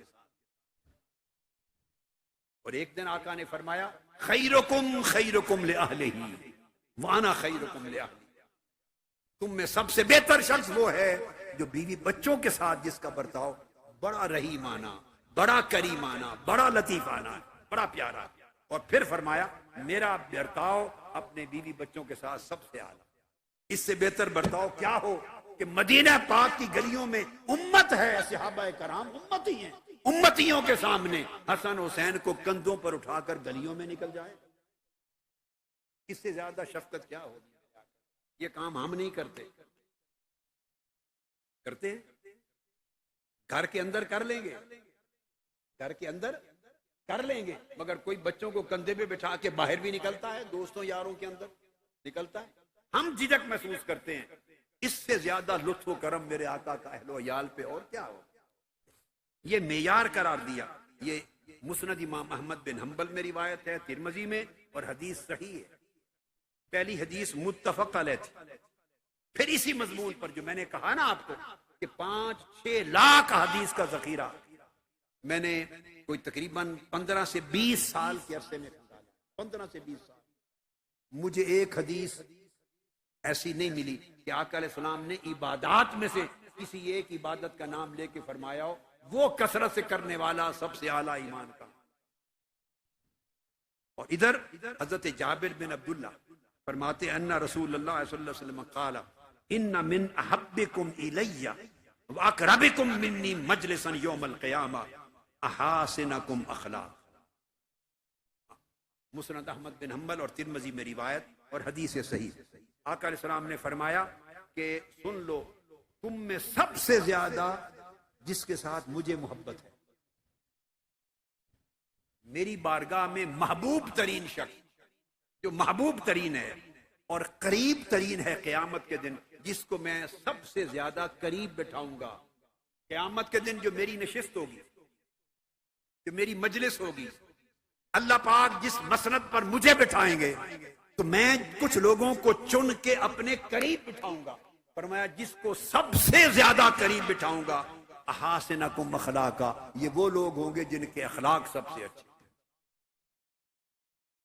یہ نہیں فرمایا جن کی نمازیں سب سے زیادہ ہیں، جن کے روزے سب سے زیادہ ہیں، جن کی تسبیحات سب سے زیادہ ہیں، نہ، فرمایا جن کے اخلاق سب سے اعلیٰ، ان کو بلا کے اپنے قریب ترین بٹھاؤں گا۔ اور حضرت ابو الدرداء رضی اللہ تعالیٰ عنہ روایت کرتے ہیں، یہ حدیث بھی امام احمد بن حنبل نے مسند میں اور ابو داؤد اور ترمذی نے اپنی سنن میں روایت کی۔ آقا علیہ السلام نے فرمایا لیس شیء اثقل فی المیزان من خلق حسن۔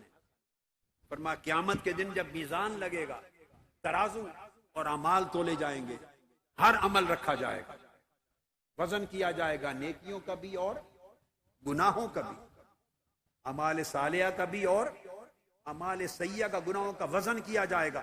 فرمایا کوئی نیک عمل اتنا بھاری نہیں ہوگا جو ترازو کو یکلخت نیچے کر دے اور نیکیوں کے پلڑے کو ہلکا بنا دے، کوئی نیک عمل اتنا وزنی نہیں ہوگا۔ فرمایا جتنا خوبصورت اخلاق، جتنے اخلاق کے حسنہ کا وزن ہوگا، یہ حدیث حسن صحیح ہے، اتنا کسی بھی نیک عمل کا وزن نہیں ہوگا۔ آقا علیہ السلام سے حضرت ابو ہریرہ رضی اللہ تعالیٰ عنہ روایت کرتے ہیں، قال سئل رسول اللہ صلی اللہ علیہ وآلہ وسلم، مجلس میں بیٹھے ہیں، آقا علیہ السلام سے ایک شخص نے سوال کیا، ایک صحابی نے سوال کیا، ان اکثر ما يدخل الناس الجنہ، فرمایا یا رسول اللہ ہمیں کوئی ایسی چیز بتا دیں آج جو سب سے زیادہ کثرت کے ساتھ جنت میں لے جائے، کوئی نسخہ بتا دیں جنت میں لے جائے، جو ہمیں جنت میں لے جائے، ایسا نسخہ بتا دیں۔ آقا علیہ السلام نے فرمایا تقوی اللہ و حسن الخلق، پرہیزگاری اور حسن خلق، حسن اخلاق، پرہیزگاری، اللہ کا تقوی اور حسن اخلاق، یہ دو چیزیں ہر عمل سے بڑھ کر بندوں کو جنت میں لے جانے کا باعث بنے۔ یہ حدیث بھی صحیح ہے۔ پھر آقا علیہ الصلوۃ والسلام سے روایت کیا ام المومنین حضرت عائشہ صدیقہ رضی اللہ تعالی عنہا، اور اس حدیث کو جو اب روایت کر رہا ہوں امام احمد بن حنبل نے مسند میں، اور امام ابو داؤد نے، امام حاکم نے، ابن حبان نے، سب نے روایت کیا، اور یہ حدیث بھی صحیح ہے۔ آپ فرماتی ہیں کہ آقا علیہ السلام نے فرمایا ان الرجل لیدرک بحسن خلقہ درجۃ الصائم القائم۔ آپ نے فرمایا آقا علیہ السلام نے کہ ایک شخص اپنے حسن اخلاق کی وجہ سے، حسن اخلاق کی وجہ سے وہ درجہ پا لیتا ہے۔ کون سا درجہ؟ جو ساری زندگی پوری رات قیام کرنے والے کو اور پوری زندگی ہر روز روزہ رکھنے والے کو ملتا ہے، جو قائم اللیل اور صائم الدہر ہے، عمر بھر روزہ رکھنے والا، عمر بھر رات کھڑے ہو کر اللہ کے حضور قیام کرنے والا، ان کا درجہ میری امت کا مومن حسن اخلاق حسنہ کے ذریعے پا لے۔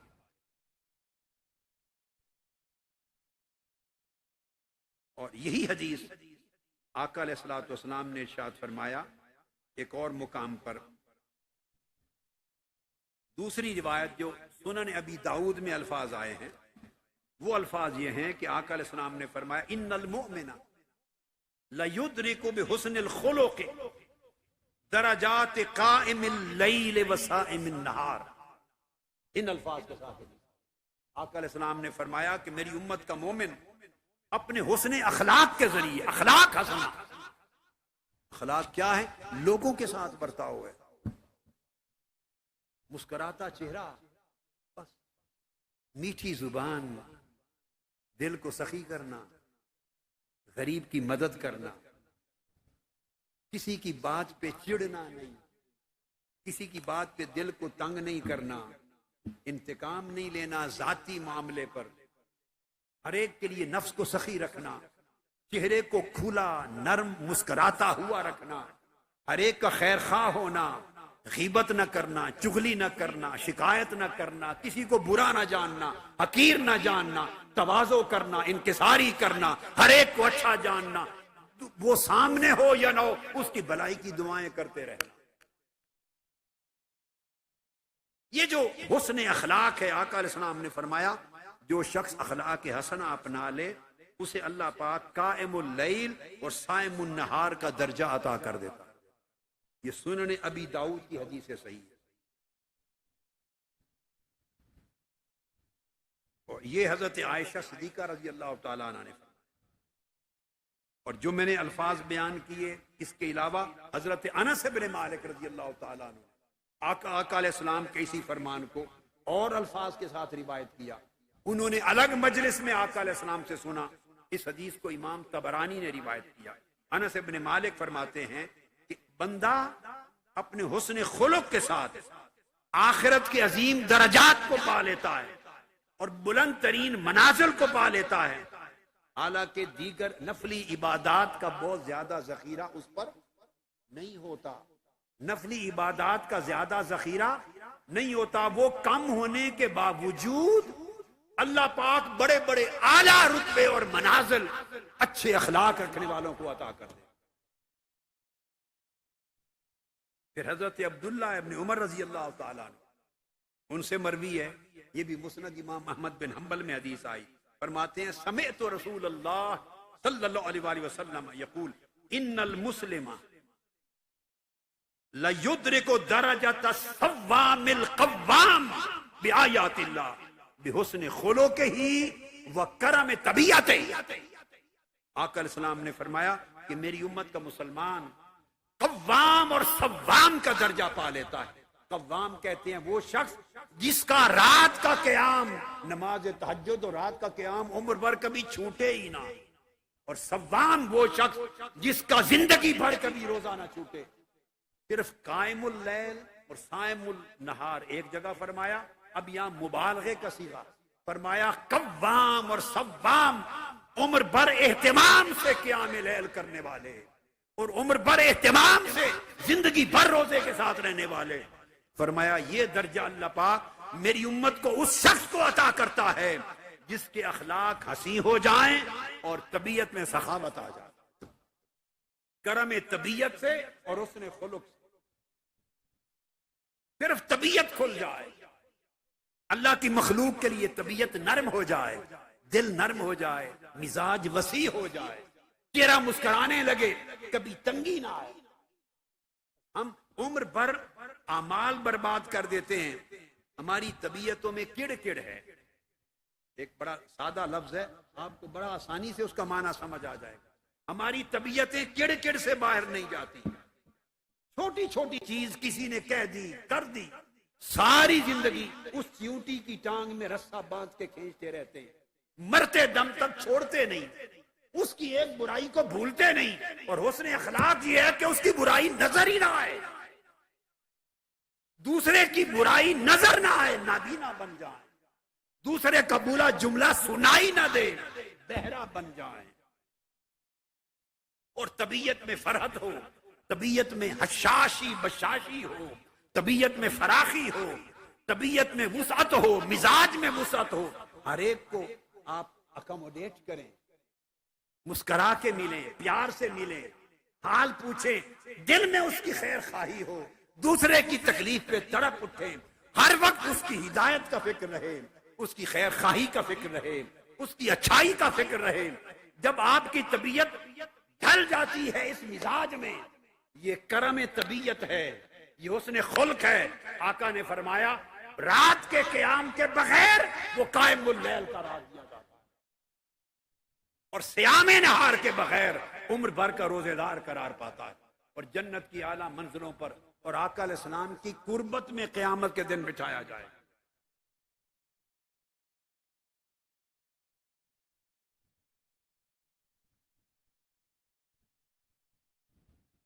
میں حدیث جو بیان کی، اب اسی طرح حضرت ابو ہریرہ رضی اللہ تعالیٰ عنہ روایت کرتے ہیں، آپ نے فرمایا کہ آقا علیہ السلام فرماتے ہیں انما بعثت لاتمم صالح الاخلاق، میں اچھے اخلاق کو مکمل کرنے کے لیے مبعوث ہوا ہوں۔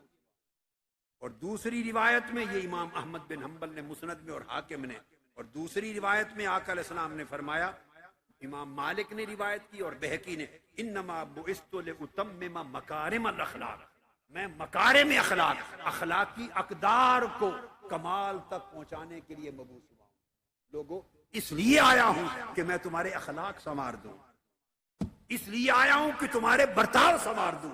آقا علیہ السلام نے دوہرا کام کیا، ایک طرف بندے کا برتاؤ مولا کے ساتھ سنوار دیا، ایک طرف بندے کا برتاؤ اس رب کی مخلوق کے ساتھ سنوار دیا، یہ سمجھا دیا کہ رب سے ادب کیسے کرنا ہے اور رب کی مخلوق سے برتاؤ میں ادب کیسے کرنا ہے، رب کا حق کیسے ادا کرنا ہے اور رب کے مخلوق کا حق کیسے ادا کرنا ہے۔ ادھر سے رب بولا، رب نے کہا بندو میری بات بھی سن لو، حج بھی کرنے پہ جاؤ، عمر بھر جو میرے گناہ کیے ہوں گے، میری عبادت چھوٹی ہوگی، میرے حق چھوڑے ہوں گے، جب عرفات سے پلٹو گے سارے معاف کر دوں گا، مگر میرے بندوں کی حق تلوی کی ہوگی، حج کر کے آؤ گے تب بھی معاف نہیں کروں گا، جب تک بندے معاف نہیں کریں گے۔ یہ ہے حقوق العباد کا، یہ درجہ ہے حسن اخلاق کا۔ حقوق اللہ کی کوتاہی، رب فرماتا ہے میرا معاملہ ہے، جب اتنی مشقت کر کے کوئی میرا بندہ پلٹتا ہے تو عرفات سے پلٹتے میں معاف کر دیتا ہوں، چلو پچھلا معاف کر دیا، آئندہ خیال رکھنا۔ لیکن حقوق العباد میں اگر بندوں کے ساتھ زیادتی ہو، خواہ ادھر سے خواہ ادھر سے، وہ اللہ پاک بھی معاف نہیں کرتا، وہ کعبۃ اللہ کا صحن بھی معافی نہیں دلاتا، اور عرفات کا جبل نور بھی معافی نہیں دلاتا، جب تک بندہ معاف نہ کرے۔ آپ اندازہ کر لیں کتنا بھاری ہے حسن اخلاق کا معاملہ، کتنا عظیم ہے۔ آقا علیہ السلام نے فرمایا پھر حدیث پاک میں، حضرت اسامہ بن شریک روایت کرتے ہیں، صحابہ کرام نے پوچھا یا رسول اللہ ما خیر ما اعطی العبد، ایسی چیز بتائیں اللہ کی سب سے بڑی عطا اپنے بندے کے لیے کیا ہے، سب سے اعلیٰ سب سے عظیم عطا جو اللہ اپنے بندوں کو کرتا ہے، نوازشات کرتا ہے، عطائیں کرتا ہے، ان نوازشات میں سب سے بڑی نوازش اللہ کی کیا ہے؟ آقا نے فرمایا خلق الحسن۔ اگر اللہ کسی کو اخلاق حسنہ دے دے تو سمجھو اللہ نے سب سے بڑی عطا کر دی اس بندے کو۔ حضرت ابو امامہ رضی اللہ تعالیٰ عنہ روایت کرتے ہیں اگلی حدیث، فرمایا آقا علیہ السلام نے خطاب کیا امت کو، صحابہ کرام، فرمایا انا زعیم ببیت فی ربد الجنہ لمن ترک المیراء وان کان محقا، فرمایا میں اس شخص کو جنت کے ابتدائی حصے میں ایک گھر کی ضمانت دیتا ہوں، ایک گھر کی الاٹمنٹ کرتا ہوں، ایک گھر کی الاٹمنٹ کرتا ہوں جنت میں، جنت کے ابتدائی حصے میں، چھوٹے نچلے حصے میں، اس شخص کو جو حق پر بھی ہو مگر جھگڑا چھوڑ دے، جو ہو تو حق پر مگر جھگڑا چھوڑ دے، اسے میں ایک گھر الاٹ کرتا ہوں جنت کی نچلی منزل پر، ابتدائی حصے میں۔ پھر میرے آقا نے فرمایا وَبِبَيْتٍ فِي وَسَطِ الْجَنَّةِ لِمَنْ تَرَكَ الْكَذِبَ وَإِنْ كَانَ مَازِحًا، پھر فرمایا اب اس شخص کو جنت کے درمیانی منزل پر درمیان میں وسط جنت میں ایک گھر الاٹ کرتا ہوں، ضمانت دیتا ہوں، جو زندگی میں جھوٹ بولنا چھوڑ دے، ہاں مذاق ہی کر رہا ہو، مزاحن بھی جھوٹ نہ بولے، اس کی زبان اتنی سچائی والی ہو جائے، اس کو جنت کے وسط میں ایک گھر الاٹ کرتا ہوں، ضمانت دیتا ہوں۔ پھر میرے آقا نے فرمایا وَبِبَيْتٍ فِي أَعْلَى الْجَنَّةِ لِمَنْ حَسَّنَ خُلُقَهُ، اور فرمایا اس شخص کو جنت کی سب سے آخری اور اونچی اور اعلیٰ منزل پر، جہاں اعلیٰ منزل وہ ہے جہاں انبیاء اور اولیاء ہوں گے، سب سے اعلیٰ منزل پر اس شخص کو گھر الاٹ کرتا ہوں جو اپنے اخلاق خوبصورت بنا لے، اخلاق حسنہ اپنا لے،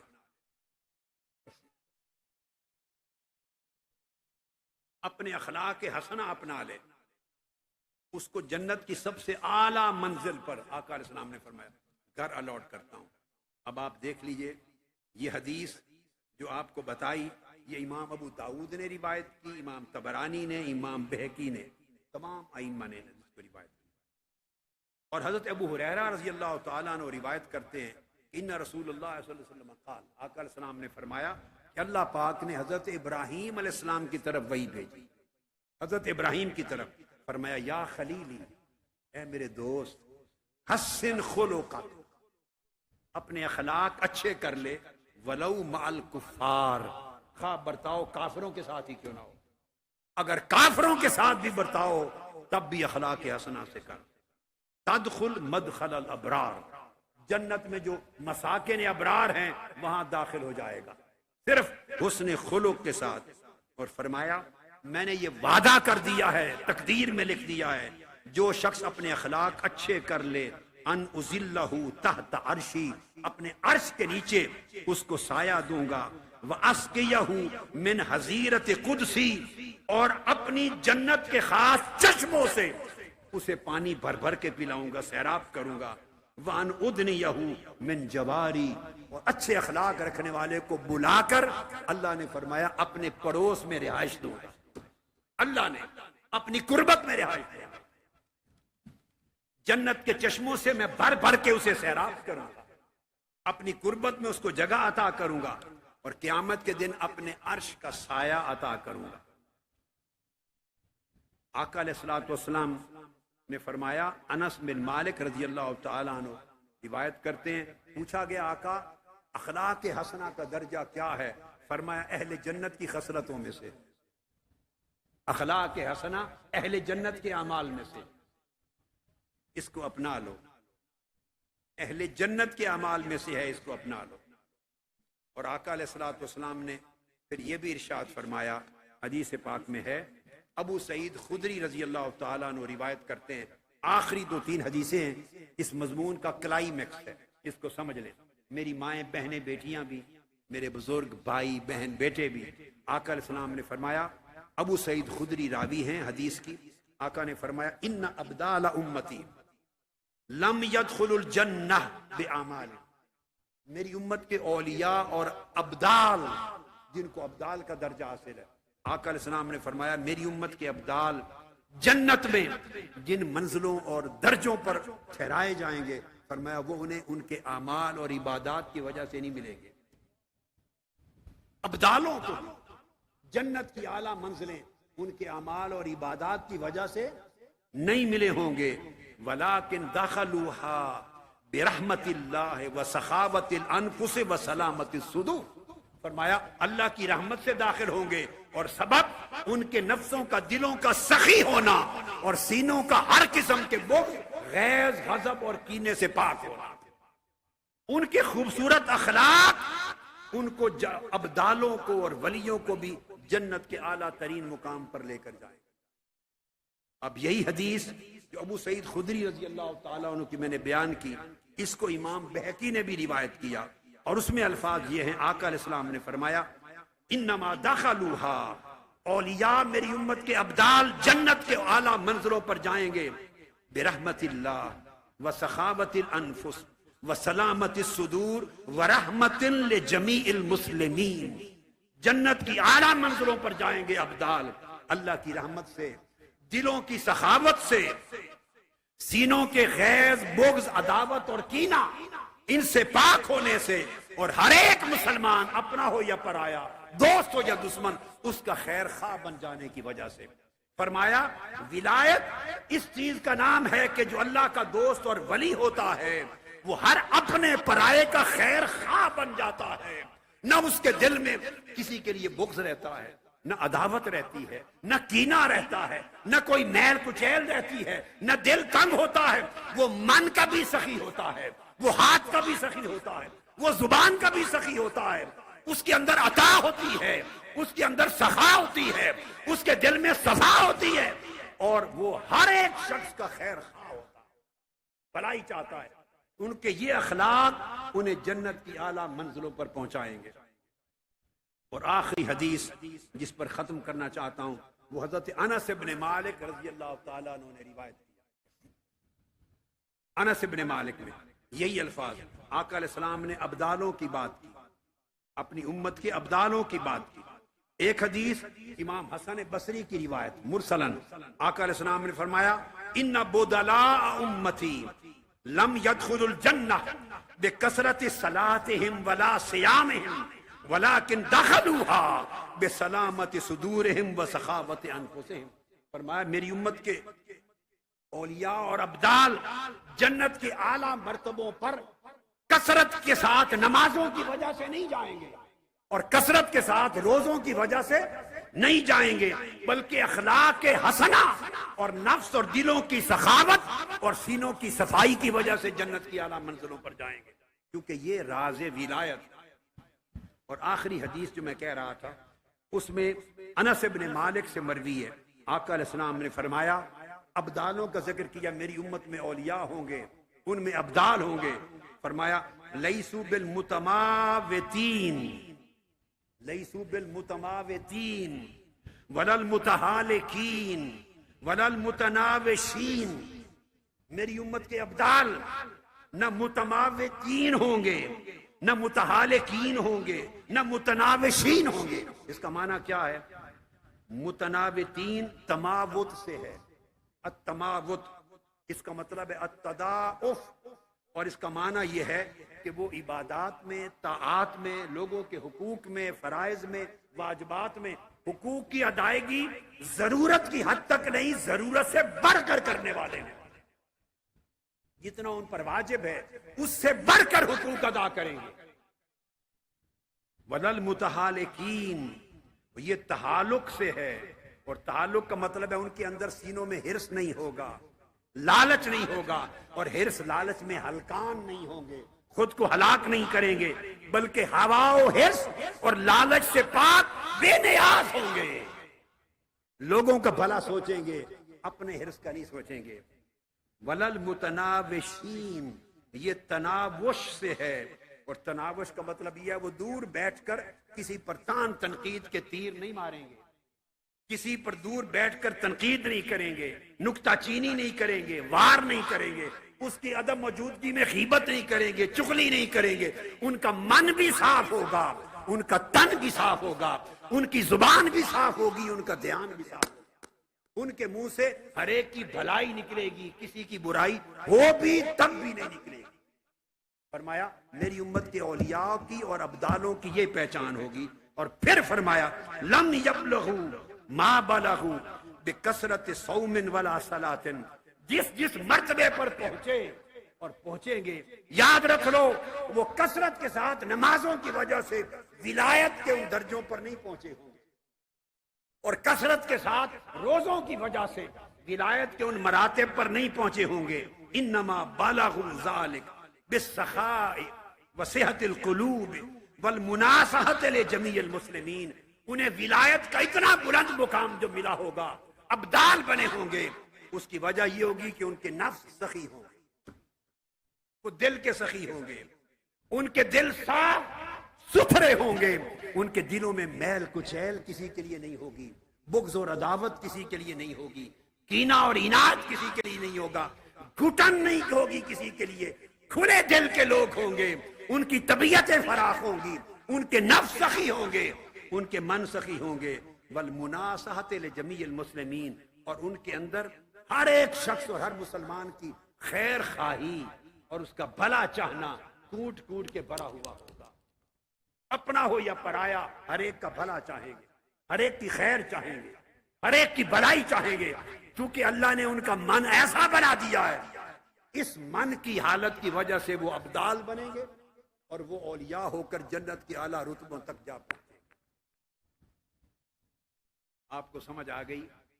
میں نے کہا تھا کہ ولایت کے درجے ملتے ہیں. کل انشاءاللہ میں قرآن مجید سے بھی یہ چیز بیان کروں گا. کل قرآن مجید سے بیان کروں, آج حدیث نبوی بتائیں آپ. ولایت کے درجے اس اخلاق حسنہ سے ملتے ہیں, قلب کی صفائی سے ملتے ہیں, نفس کی سخاوت سے ملتے ہیں, اور دل کی خیر خواہی سے ملتے ہیں. ہر شخص کے لیے, اپنے پرائے کے لیے ایسے بن جاؤ. یہ جو اعتکاف ہے موقع ہے, یہ مشن ہے, اس کا نام منہاج القرآن. اگر یہ فکر آپ پیدا کر لیں اور ایسے بن جائیں جو سمجھا رہا ہوں, جن پر ان راتوں کو محنت کرتا ہوں اور ہر سال محنت کرتا ہوں, ایسے بن جائیں تو اللہ پاک آپ کی روحانیت کو پر لگا دے گا. اڑتے اڑتے آسمانوں کی فضاؤں میں جائیں گے. اللہ پاک وہ درجے دے گا آپ کو جو درجے اس نے اپنے اولیاء کے لیے مقرر کر رکھے ہیں. مشن کو سمجھیں, مشن کو سنیں, خطابات کو سنا کریں, کتابات کو سنا کریں, کتابوں کو, تصانیف کو پڑھا کریں, مشن کی سٹیٹمنٹ کو سمجھیں. خواتین, بہنیں, میری بیٹیاں, اشد ضروری ہے پہلے مشن کی روح کو سمجھیں.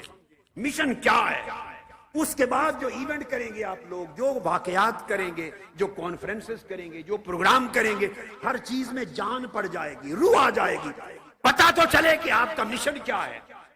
اس مشن پہ چلیں اور اخلاق وہ بنائیں جو میں نے بتائے, تاکہ آپ چلتے پھرتے خوشبودار, آپ کے تن اور من سے خوشبو آئے اخلاق حسنہ کی, طہارت قلب کی, سخائے نفس کی, سلامت صدر کی خوشبو.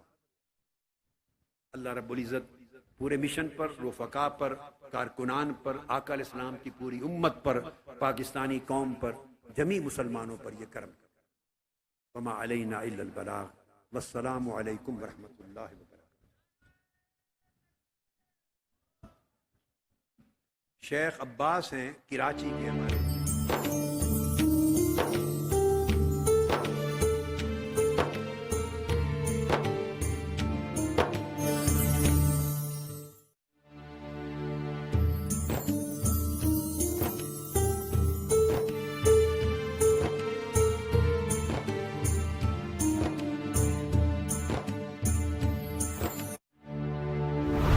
روزے کا ثواب. حدیث قدسی میں اللہ تعالیٰ کا ارشاد ہے, روزہ میرے لیے ہے اور میں خود ہی اس کی جزا دوں گا.